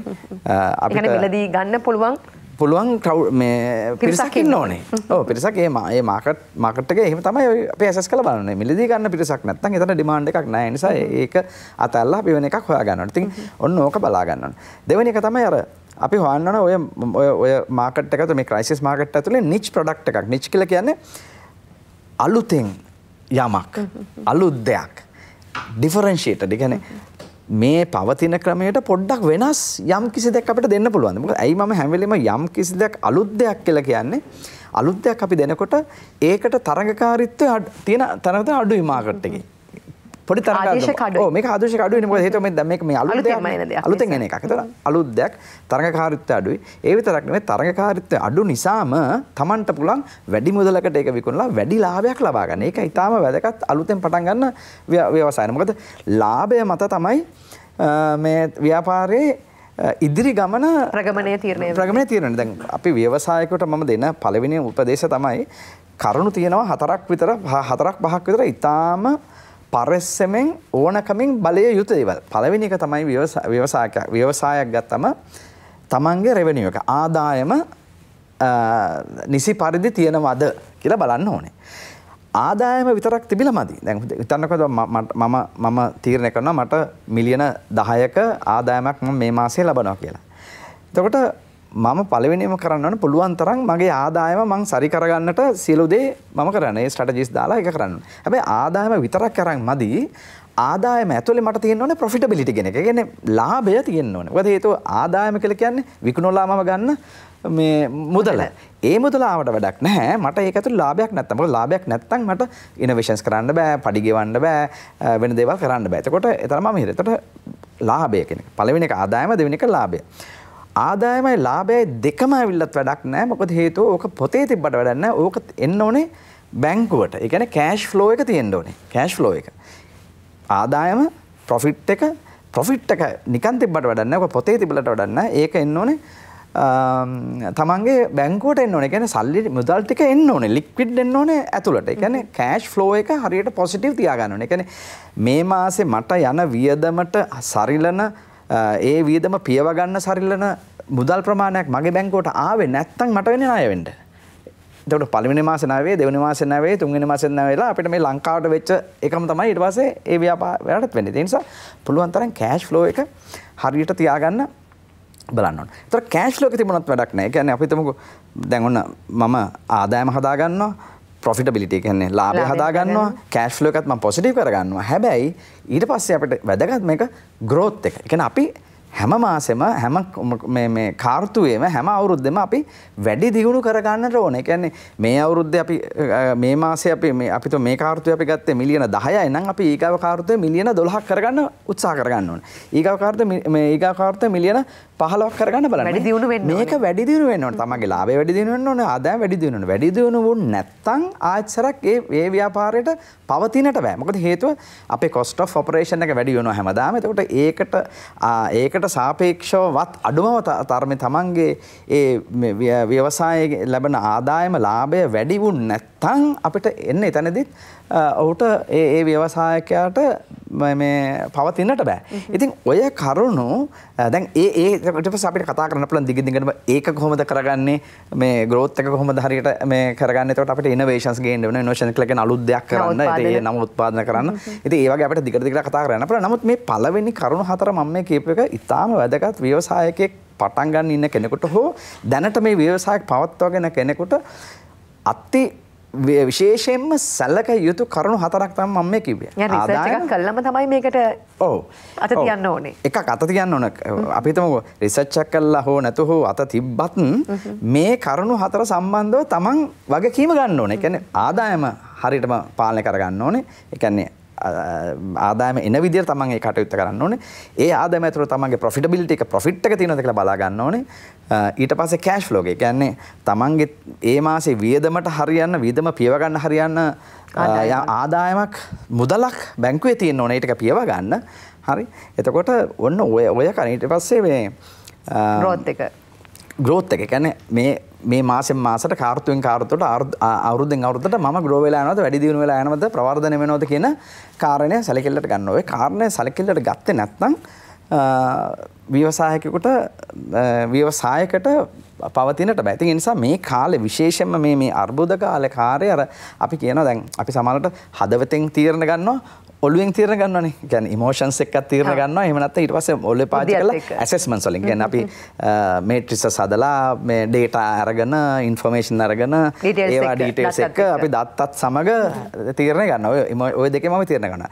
එතකොට දැන් ගොඩක් වෙලාවට ව්‍යවසායකයෝ කැමති හදවතෙන් තීරණ ගන්න. ඒගොල්ලෝ හරි සෙන්සිටිව් ඇත්තටම කියනවා නම්. ඒ කියන්නේ මිනිස්සු ගැන හිතනවා, තමන්ගේ එම්ප්ලොයිස්ලා ගැන හිතනවා, සමාජය ගැන හිතනවා. මොකද ව්‍යවසායකයා කියලා කියන්නේ තමන්ට විතරක් ධනෙ රැස් කරන කෙනා නෙවෙයි. මම හැමදාම කියනවා ව්‍යවසාය ව්‍යවසායකයාගේ කාර්යය තියෙන්නේ තමන්ට ධනය රැස් කරන්න ඕනේ තමන්ගේ ස්ටේක් හෝල්ඩර්ස් ලා කියන්නේ තමන්ගේ ව්‍යාපාරයට සම්බන්ධ වෙලා සහාය දෙන සප්ලයර්ස්ලා අනිත් සියලුම දෙනාටත් ධනය රැස් කිරීම වගකීම තියෙනවා සහ සමාජයට ධනය රැස් කිරීම වගේම ඔය තුන් ගොල්ලටම ධනය රැස් කිරීමේ වගකීම ව්‍යවසායකයා බාර ගන්නවා. ඒක නිසා තමයි මම අර කියන්නේ හදවතින් තමයි ගොඩක් වෙලාට ව්‍යවසායක තීරණ ගන්න. හැබැයි මේ කාලේ හදවත පැත්ත පොඩ්ඩක් අඩු කරලා මොලේ තීරණය කරගන්න කාලය ඇවිල්ලා තියෙනවා. ඒ කියන්නේ ඉස්සර අපි 60ක් හදවතට දීලා 140ක් අපි මොලේට දුන්නා නම් දැන් මං හිතන්නේ 80ක් මොලේට දීලා 20ක් හදවතට දෙන කාලේ තමයි මේ උදා වෙලා තියෙන්නේ. ඉතින් ඔය ඔන්න ඔය ටික ඔලුවට ගන්න ඕනේ. අලුතෙන් හෝ මේ පවත්වාගෙන යන ව්‍යවසායක් ඉදිරියට ගෙනියලා මේ සාර්ථක කරන්න මේ කාලය තුල ශේෂ්ත්‍රයේ තියෙන අත්දැකීම් එක්ක දැනුමත් එක්ක මම හිතන්නේ මේ ඔතුමා ඒ දේවල් අපිට පැහැදිලි කරද්දී ආචාර්ය විරංජිත් මහත්මයා ඔබතුමාටත් ඇති මේ ශේෂ්ත්‍රයේ තියෙන මේ දැනුම අත්දැකීමත් එක්ක සමාජයට දෙන්න පණිවිඩයක් අපි දන්නවා දැන් මම අර කලින් වගේ ප්‍රේෂණ ලංකාවට එන්න ඕනේ විදේශ විනිමය වැඩි වෙන්න. සංචාරක ව්‍යාපාරය ගැන අපි හැම වෙලේම කතා කරනවා. ඔතුමාගේ පැත්තෙන් අපනයන ශේෂ්ත්‍රයේ අපිට වැඩිපුර අපනයන කරන්න පුළුවන්කම ලැබුණොත් අපිට විදේශ සංචිත වැඩි කරගන්න පුළුවන් වෙනවා. හැබැයි මේ සංචාරක ව්‍යාපාරය ගැන අපනයන කරු විදිහට මම හිතන්නේ ඔබතුමාට යම්කිසි අදහසක් ඇති මේ ශේෂ්ත්‍රයේ ඉඳලා මේ දැනුම අත්දැකීමත් එක්ක යමක් කියන්න. ඔබතුමා හිතන විදිහට සංචාරක ව්‍යාපාරය ශ්‍රී ලංකාවේ වැඩි දියුණු කරගන්න අපනයන කරුවෙක් පුරවැසියෙක් ව්‍යාපාරික විදිහට මොකද්ද මේ සමාජයට කියන්න තියෙන්නේ?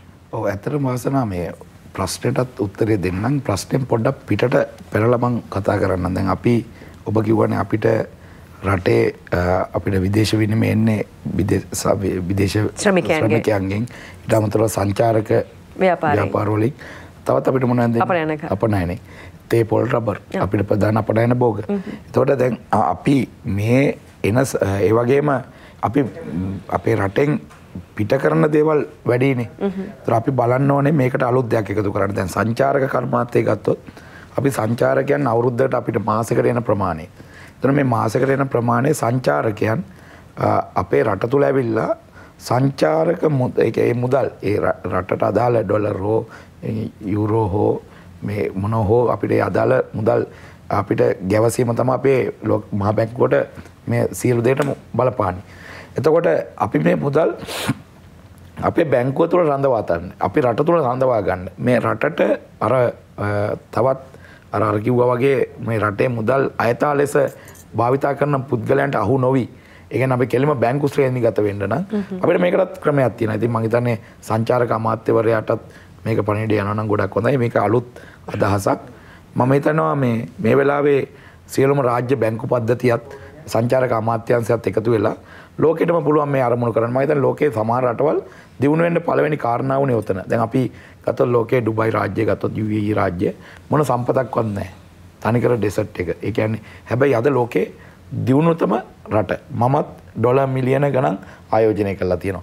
හැබැයි අපි අවුරුද්දෙන් අවුරුද්දට ඒවා ලාභ ලබනවා. ඒකට හේතුව සංචාරකීය කර්මාන්තය තමයි ප්‍රධානම ඒ කර්මාන්තය. හැබැයි දැන් අපේ රටේ යන සංචාරකයන් විශේෂයෙන්ම ඒ කියන්නේ අපිට යම්කිසි මුදල් මට්ටමක ඉන්න සංචාරකයන් පමණයි එන්නේ. ඒගොල්ලෝ අවම වශයෙන් ඩොලර් 2000 ඩොලර් 5000 වගේ ප්‍රමාණයක් තමයි අපේ රට තුල ආයෝජනය කරන්නේ.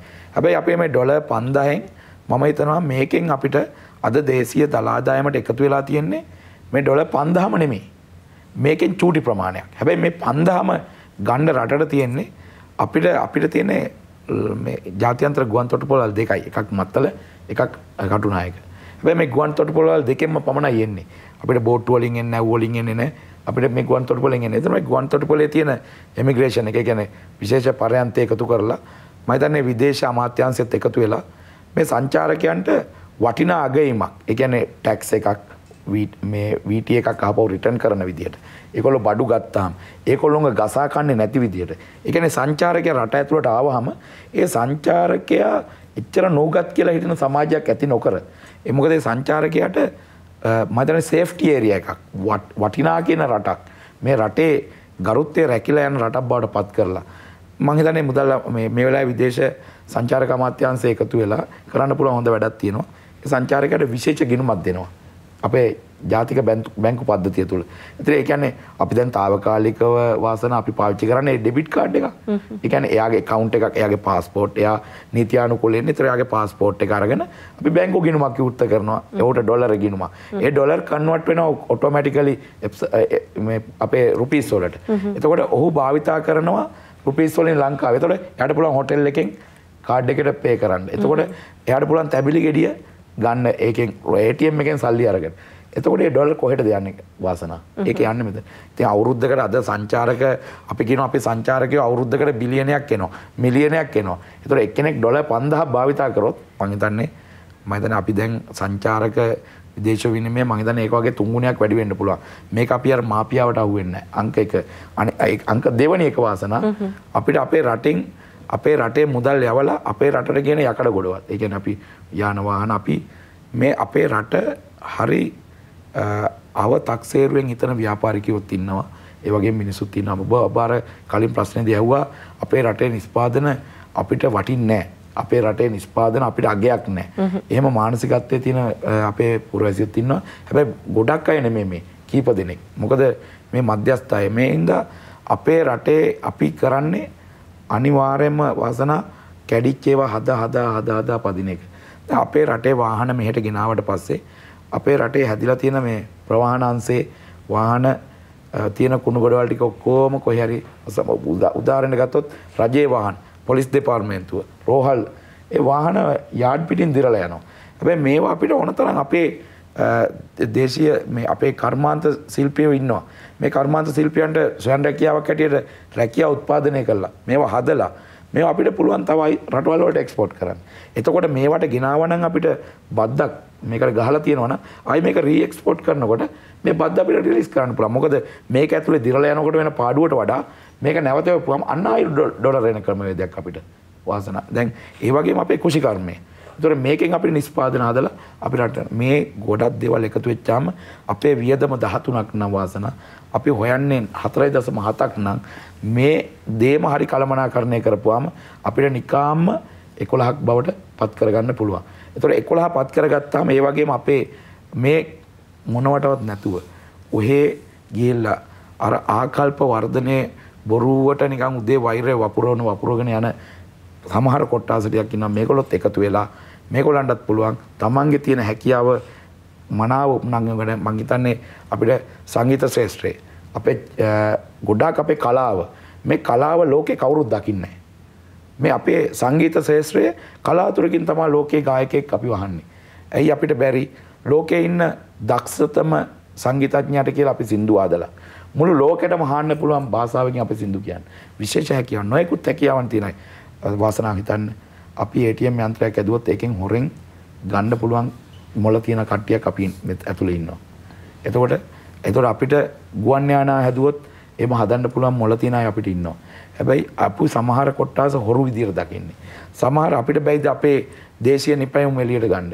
ඉතින් මම හිතන්නේ මම මේ කතා කරන්නේ දුකකින් වගේම කනගාටුවකින්. මොකද හේතුව අපේ රටේ අපේ පාලකයන්ට ගොඩාක් ඇසැරෙන්න ඕනේ. ඒ වගේම අපේ රාජ්‍ය නිලධාරීන්ට ගොඩක් ඇසැරෙන්න ඕනේ. මොකද ඔවුන් මේකේ මුලින් ඉඳන් ඉගෙන ගන්න ඕනේ. මාන්නේ අතාර ගන්න ඕනේ. අපි ඇත්තටම නිහතමානීව අපිට පුළුවන් මේ එකතු වෙලා ඒ නිසා මේ සියල්ල පිළිගත්ත මම හිතන්නේ අපේ මේ අපිට ඉන්න මේ ගොවියෝ අපි ගොවි මහත්තුරු ඒ වගේම අපේ අනිත් අය එකිනෙකා තරේ නැගිටලා මේ හැම දෙයට ගැනම හිතලා කටයුතු කරොත් මම හිතන්නේ අපි මේ ඩොලර් කියන ප්‍රශ්නෙට හොඳම විසඳුම මේක තමයි. මම හිතන්නේ වරදක් කියුනේ නැතු වෙන්න ඇති මගෙන්.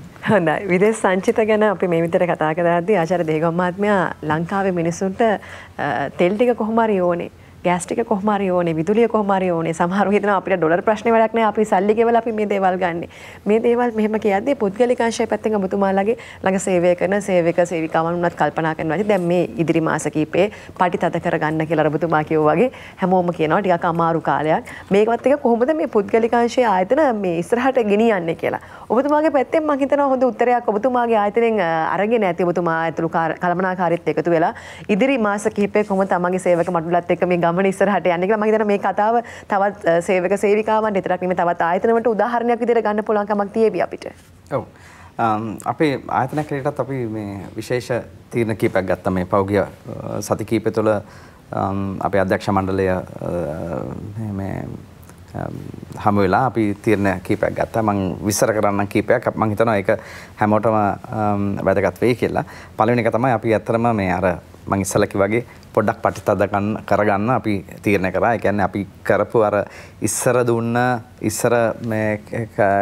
අර ෆ්‍රිල්ස් ටික පොඩ්ඩක් අඩු කරලා කපලා මේ අත්‍යවශ්‍යම කොටස විතරක් අපි මේ වියදම් කරන්න ඒ දේ ලබා දෙන්න අපි තීරණය කරා. මොකද හේතුව අපේ තියෙන මේ අරමුණ තමයි කිසිම සේවකයෙක්ගේ රස්සාව නැති කරන්නේ නැතුව. ඒ කියන්නේ සේවක අපහාදුවකින් තොරව මේ ආයතන ඉදිරියට පවත්වාගෙන යන්න තමයි අපි තීරණය කළා තියෙන්නේ. ඉතින් ඒක නිසා සමහර තැන්වල අර මේ කෝනස් ටිකක් කපලා දාන්න අපිට සිද්ධ වුණා. ඉතින් අපි ඒ ටික කරා. දෙවෙනිව අපි අතරම කරා මේ දැන් අපේ සාමාන්‍ය ව්‍යාපාර ගත්තොත් දැන් අපි අවුරුදු 24ක් වයසයි අපේ මේ ආයතනය. ඉතින් අපේ සාමාන්‍ය ආදායම තිබුණේ ආදායම ගත්තොත් එහෙම 25ක් විතර තමයි මේ මොකද මේ ෆොරින් earnings තිබුණ එක කියන්නේ මේ විදේශ විනිමයෙන් අපි ආදායම ලැබුවා. අනිත් 75ක් විතර මේ රට තුල තමයි අපි අපේ ආදායම නිපදවුවේ. නමුත් දැන් අපි තීරණය කරා මේක අනිත් පැත්තට ගහන්න.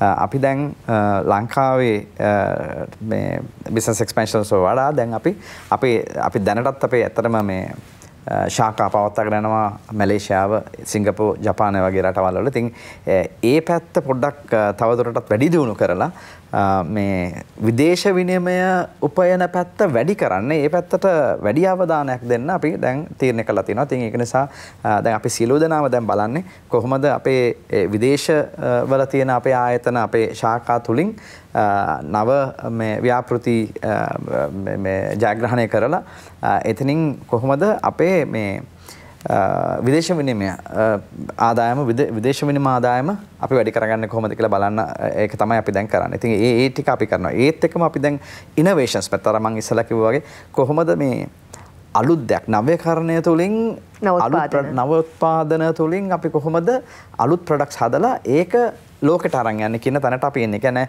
අර මම ඉස්සලා කිව්වා වගේ 100 ගාණක් එන්ජිනියර්ස්ලා පාවිච්චි කරනවට වඩා අපිට පුළුවන් ද එන්ජිනියර්ස්ලා 10 දෙනෙක්ගේ ඔලු පාවිච්චි කරලා මොලේ පාවිච්චි කරලා අලුත් ක්‍රියේෂන් එකක් කරන්න, අලුත් නිර්මාණයක් කරන්න, අලුත් ඉනෝවේෂන් එකක් කරලා ඒක ලෝකෙට අරන් යන්න. එතකොට අපි අරන් යන ඩිසයින් එක හරි මොන හරි. එතකොට අපිට අවශ්‍ය ඒ රටට ගිහිල්ලා ඒ රටේදී පුළුවන් ඒ අපිට ඒ නිෂ්පාදනය කරන්න අවශ්‍ය නම් ඒ විදිහට. ඒ වගේ මේ ඉනෝවේෂන්ස් පැත්තට අපි දැන් ගොඩක් මේ යොමු වෙන්න තීරණය කරලා තියෙනවා. ඉතින් ඒ වගේ අපේ වෙනස්කම් අපි කරගත්තා. අපි ඇතුලේ මොකද හේතුව අපි දකිනවා දැන් අර මම ඉස්සලා කිව්වා වගේ මේකේ මේ ප්‍රශ්නේ පළවෙනි ඒ කියන්නේ මේ ප්‍රශ්නේ මේ පටන් ගන්නේ අපිට අපේ තියෙන විදේශ විනිමය සංචිත වල තියෙන අඩුපාඩු නිසා විදේශ විනිමයේ තියෙන අඩුපාඩු නිසා. ඉතින් අපි එතෙන්න තමයි උත්තර දෙන්න ඕන කියන මතේ තමයි අපි ඉන්නේ. ඉතින් ඒක කොහොමද මේ විදේශ විනිමය කොහොමද අපි රටට ගේන්නේ කියන තැන තමයි අපි දැන් මේ ෆෝකස් කරලා යන්නේ. ඉතින් මම හිතනවා ඒ වගේ කරන්න පුළුවන් තව ව්‍යවසායන් තියෙනවා නම් කම්පැනිස් තියෙනවා නම් මම හිතනවා ඒ වගේ ස්ට්‍රැටජි එකක් මේ ඇඩොප්ට් කරොත් හොඳයි. මොකද හේතුව සමහර වෙලාවට මේ ලංකාව ඇතුලේ මේ ඉස්සරහට එන වාතාවරණය තුළ තමන්ගේ ව්‍යවසායන් පවත්වාගෙන යන්නට නොහැකි තත්ත්වයක් ඇති වෙන්නත් පුළුවන්. නොහැකි නෙමෙයි අතන කරන්න පුළුවන්. නමුත් මේ අර අපහසු තත්ත්වයක් ඇති වෙන ප්‍රද උදාහරණයක් ගත්තොත් මම හොඳ මේකක් කියන්න. දැන් ලංකාවේ තියෙන බුද්ධිගලනය ඉතාම තදින්.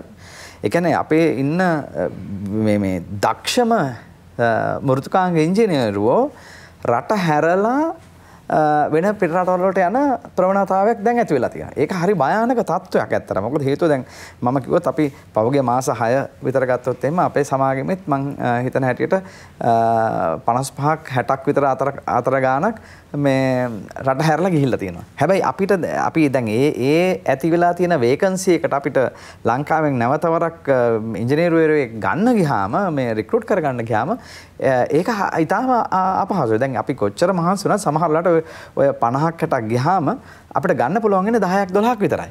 ඉතින් එතන ලොකු තරඟ මේ අවදානමක් අපිට ඇති වෙලා තියෙනවා. ඉතින් ඒවත් එක තමයි ඉස්සරහට යන්නේ. ඉතින් ඒක නිසා තමයි අපි අර බලන්න එළියට යන්න. එළියට ගිහිල්ලා ලංකාවේ එන්ජිනියර්ස්ලා පාවිච්චි කරලා අපි එළියේ බිස්නස් කරලා කියන්නේ ලංකාවෙන් එළියේ වෙන රටවලට ගිහිල්ලා එහෙ ප්‍රොජෙක්ට්ස් කරලා අපි පුළුවන් තරම් විදේශ විනිමය ලංකාවට අරගෙන මේ ස්ට්‍රැටජි එක තමයි දැන් අපි ඉස්සරහට යන්නේ. හොඳ ආචාර්ය දෙහිගම් මහත්මයා කියෝ වගේ පසුගිය දවසක මුද්‍රිත මාධ්‍ය ඔස්සේ අපි දැක්කා කියලා තිබෙනවා වාර්තා කරලා තියෙනවා පසුගිය මාස 5ට 2,88,000ක් පාස්පෝර්ට් හදලා කියලා මේක ආගමන විගමන දෙපාර්තමේන්තුවේ මාධ්‍ය ප්‍රකාශක නියෝජ්‍ය ආගමන විගමන පාලක පියුම් පණ්ඩාර මහත්මයා තමයි ප්‍රකාශ කරලා තිබෙන්නේ මුද්‍රිත මාධ්‍ය මේක වාර්තා කළා ආචාර්ය විරජිත් මහත්මයා දැන් මේ වගේ දෙයක් කිව්වම අපිට පොඩි හිතට එනවා මේ අපි මේ රටේ ප්‍රශ්නත් එක්ක කෙනෙකුට හිතෙන්න පුළුවන් නමල ගහලා මම යනවා මොකක් රට රස්සාවකට යනවා නැත්නම් මර කිව්වා වගේ බුද්ධි ගලණය කියන දේ අපි ගොඩක් වෙලාට කතා කරන දේන්නේ මේ වගේ දේවල් හිතනවා වෙන්න පුළුවන් හැබැයි අර ඔබතුමා දෙහිගම් මහත්මයාත් ඔබතුමාත් කිව්වා වගේ මේක අතාරින්න ඕන වෙලාව නෙමෙයි මේක තමයි අල්ලන් ඉන්න ඕන වෙලාව මේ වෙලාවේ රටේ ඉන්න තරුණ ප්‍රජාව තමයි විශේෂයෙන් මේ වගේ දේවල් අදහස් දරන්නේ අපි දැන් උන්ට තමයි කාලය තියෙන්නේ අලුත් දේවල් කරන්න වයස තියෙන්නේ ඒ අයිට මේ වෙලාවේ යමක් කිව්වොත් ඔබතුමා පොරවැසියෙක් ව්‍යාපාරිකයෙක් අපනයන කවුරුක විදිහට මොකද්ද උන්ට කියන්න තියෙන්නේ ඔව් ඇත්තටම හොඳයි પાස්පෝර්ට් හදන්න ලෝකේ ඇවිදින්න රට යන්න අත්දැකීම් ගන්න ඒ ඇවිදිලා එක තැනකට කොටු වෙන්න එපා. ඕන්ට අනිවාර්යයෙන්ම බිම ඉඳලා බලන්න අපිට මොනවද කරන්න පුළුවන්. එතකොට බලන්න අපේ සම්පත් මොනවද තියෙන්නේ. හැකිතාක් අපේ රට විනාශ කරන්න නැතුව අපිට රටෙන් වැවෙන සම්පත අරන් ගිහලා විකුණන්න. මේක තමයි මට දෙන්න තියෙන්නේ. මොකද අපිට ඇත්තටම බලශක්තිය අමාත්‍යාංශයක් තියෙනවා. අපිට ලයිට් දැන් අද ලොකුම ප්‍රශ්න ලයිට්. හැබැයි අපි දැන් 1990 මම හිතන්නේ අපි ඉන්ධන බලාගාර වලින් ලයිට් ගත්තේ නැහැ. අපි ජලයෙන් තමයි විදුලිය නිපදෙව්වේ. හැබැයි අපිට කමන්නේ දැන් අද රටේ තියෙන තත්ත්වෙත් එක්ක වර්ෂාපතනයේ අසමතුලිතතාවයක් සිදු වෙලා තියෙනවා. ඒ නිසා ජල කළමනාකරණයකුත් අපි තුල නැහැ. මම හිතන්නේ වාරි කර්මාන්තය හරි විදිහට නිසි කළමනාකරණය කරා නම් ජලයටත් ප්‍රශ්නයක් ඇති වෙන්නේ නැහැ. හැබැයි ජලය ගොඩාක් අපිට අපතේ යනවා අපේ රට තුල ගංගා ප්‍රධාන ගංගා මර්මස්ථාන 3-4ක් අපිට තියෙන හොඳ උල්පත් තියෙනවා. අපි මේවා විනාශ කරලා දාලා තියෙනවා පරිසරයේ. අපි පොළව විනාශ කරලා කෘමි රසායනික යොදලා ඉතින් අපි මේවත් එක්ක අපි තවදුරටත් හිතන්න ඕනේ. හැබැයි අපිට තියෙනවා වටිනා කියන සූර්යයෙක්. ඒ කියන්නේ අපි තප්පර ගානකින් අපිට අවශ්‍ය කාල සීමාවට සීතල ඕනනම් සීතලට යන්නත් පුළුවන්. රස්නේ ඕනනම් රස්නෙට යන්නත් පුළුවන්. තව අධික උෂ්ණත්වය ඕනනම් ඒට යන්නත් පුළුවන්. හැබැයි අපේ රටේ මේ තියෙන සූර්යයයි සුළඟයි අනික සුළඟ වටේටම මුහුද. ඉතින් මේ සුළඟ සහ ඉර එළිය භාවිතා කරොත් මං හිතන්නේ අපිට ඉන්ධන ප්‍රශ්නයක් වෙන්නෙම නැහැ. දැන් මේ වෙලාවේ බලශක්තිය අමාත්‍යාංශය වුණත් මේ කියන අමාත්‍ය හැමදේම වුණත් මේ වෙලාවේ විසඳුම තමයි ලෝකේ කවදාරි දවසක මේ අපි පොසිල ඉන්ධන මේ ගන්නෙ. ලෝකේ දැවෙන්නේ මේ ඉන්ධන වලින්. අපි මේ ඉන්ධන අරගෙන ජීවත් වෙනකොට තව අවුරුදු කොහොමත් තව අවුරුදු 200ක් 300ක් ඉදිරියට යනකොට මේ ඉන්ධනත් අඩු වෙනවා. මේකටත් අපිට විකල්පයක් යන්න වෙනවා. හැබැයි දැන් අපි මේක ගැන හිතන්නේ නැතුව මං කියන්නේ නව නිපයුම්. අපි නව සොයා ගැනීම. නව දේවල් අපි හිතන්න ඕනේ. දැන් අපිට සූර්ය බල ශක්තිය, ඒ වගේම සුළං බල ශක්තිය උපයෝගී කරගෙන අපිට මෙගාහර්ට් ගණන් හදන්න පුළුවන්. ඕනතරම් අපිට ආයෝජිතව ඉන්නවා. ඒකට ඒ නිසා අපි මෙතෙන්ට ගියොත් මම කියන්නේ මෙන්න මේ තියෙන මාපියාව විනාශ වුණොත් අපිට හොඳ දෙයක්. මේක ඇත්තම මාපියාවක්. බලශක්තිය අමාත්‍යාංශයට මම රුජුව ඉලක්ක කරනවා. මොකද ඔවුන් තමයි මේ මාපියාවට වගේ කියන්න ඕනේ. අද ගෙදරකට බලශක්තිය යොදලා සූර්ය පැනල් යොදලා ඒක පාරට දෙන්න බාර ගන්න නැති විදුලි බල අමාත්‍යාංශයක් අපිට තියෙනවා. ඒ නිසා මෙන්න මෙතන ජනතාව බලා ගන්න ඕනේ මේක ගැන. මොකද මේකත් ලොකු ප්‍රශ්නයක්. ඉතින් මේක මම රුජුව ඉලක්ක කරනවා. ඒ නිසා මම කියන්නේ සෑමෝම ඔබ කිව්වා වගේ ගුවන් බලපත්‍ර හදන්න. ලෝකේ ඇවිදින්න. හැබැයි රට දාලා යන්න නෙමෙයි. ඇවිදලා මම කියන්නේ තව තැනක ගිහිල්ලා රැකියාවත් කරන්න ඕනේ. ඒක අපේ අතේ තියෙන කුරුල්ලා. ඒ වගේම අපි අපේ විශේෂ හැකියාවන් මම කියන්නේ මේ රජයේ සේවක කියන තැනට ගොනු වෙලා මාසෙකට රුපියල් 60000ට ලක්ෂයට ලක්ෂ 5ක කියන වැටුපට ගොනු වෙන්නේ නැතුව ඔහුගේ තියෙන හැකියාව පුළුල් ආකාරයට භාවිතා කරන්න. දැන් ඔය රජයේ සේවකයෙක් වෙච්චාම මම හිතන්නේ පෞද්ගලිකකරණයේ රැකියාව කරන්න බෑ නේද? මම දන්න ආකාරයට නම් බෑ. ඒ වගේම වෙන ව්‍යාපාර කටයුතු කරන්නත් බෑ. හැබැයි මේ අපිට අවශ්‍යයි. හැබැයි අපි රටට රාජ්‍ය සේවකයෝ ලක්ෂ 17ක් ඉන්නවා. අපිට බදු ගෙවන්නේ ලක්ෂ 5යි. හැබැයි මේ දෙක මාරු වුණොත් හොඳ නැද්ද අපිට? ඒ නිසා සියලුම රටේ ව්‍යාපාරිකයෝ රටට බදු ගෙවන්න. රටට අවශ්‍ය සම්පත් රටේ එකතු කරන්න. ඒ වගේම රටට විදේශ විනිමය ගේන්න. ඇවිදින්න ගේන් රටට විදේශ විනිමය පුළුවන් තරම් ඊළඟ රටේ ආර්ථිකය ගොඩනගන්න කියන එක තමයි මට මේ වෙලාවේ කියන්න තියෙන්නේ. හොඳයි විරංජිත් මහත්මයා කිව්වා වගේ යන්නන් වාලේ ඔක්කොම රට දාලා යනවට වඩා පුහුණු වෙච්ච යම්කිසි ශාස්ත්‍රයේ පුහුණු වෙච්ච ශ්‍රමිකයෙක් විදියට ඔබට පුළුවන්කමක් තියෙනවා නම් මේ රට විදේශ මුදල් ගෙන්නන්නේ දේශ විනිමය ශක්තිමත් කරන්න විදේශ ශ්‍රමිකයෙක් විදියට මේ රටින් පිටත් වෙන මම හිතන්නේ ඒක තමයි වඩා ඵලදායී වෙන්නේ. ඔබතුමා මතක් කළා මේ සූර්ය පැනල සම්බන්ධයෙන් අපිට මතක ඇති ඊයේ දිනේදී මාධ්‍ය ඔස්සේ වාර්තා කළා ජනාධිපති මන්දිරයේදී අතිගරු ජනාධිපති ගෝඨාභය රාජපක්ෂ මහත්මයා මතක් කළා තිබුණා ජලය මත පාවෙන සූර්ය පැනල ව්‍යාපෘති ඉහළ නැංවීමට හා වහලය මත සවිකරන සූර්ය පැනල සඳහා ලබා දෙන ප්‍රතිලාභ වැඩි කරන්න ඕනේ. ඒ වගේම පාරිභෝගිකයන් දිරිගන්වන්න පියවර ලබා ගන්න ඕනේ කියලා ජනාධිපතිතුමා මේ දවස්වල ප්‍රකාශ කළා තිබ්බා. අවසාන විනාඩි කිහිපේ දෙගම් මහත්මයා අපි ඉන්නේ මේ අලුත් දේවල් කරන්න ඕනේ. ඒ වගේම මේ ප්‍රශ්න වලට උත්තර කොහොම හරි දෙන්න ඕනේ. මේ හැම දෙයක්වත් එක්ක අවසාන වශයෙන් රටේ තරුණයින්ට, රටේ පුරවැසියෙක්ට යමක් අපි කියමු ව්‍යවසායිකයෙක් විදිහට. ඔව් අපට අවසාන කියන්න තියෙන්නේ රට පැරට කියන එක තමයි. කියන්නේ අපි මේක ඉස්සරහට ගෙනියන්න ඕන මොකද මේක අපේ රටනේ. මෙච්චරයිනේ අපිට තියෙන්නේ.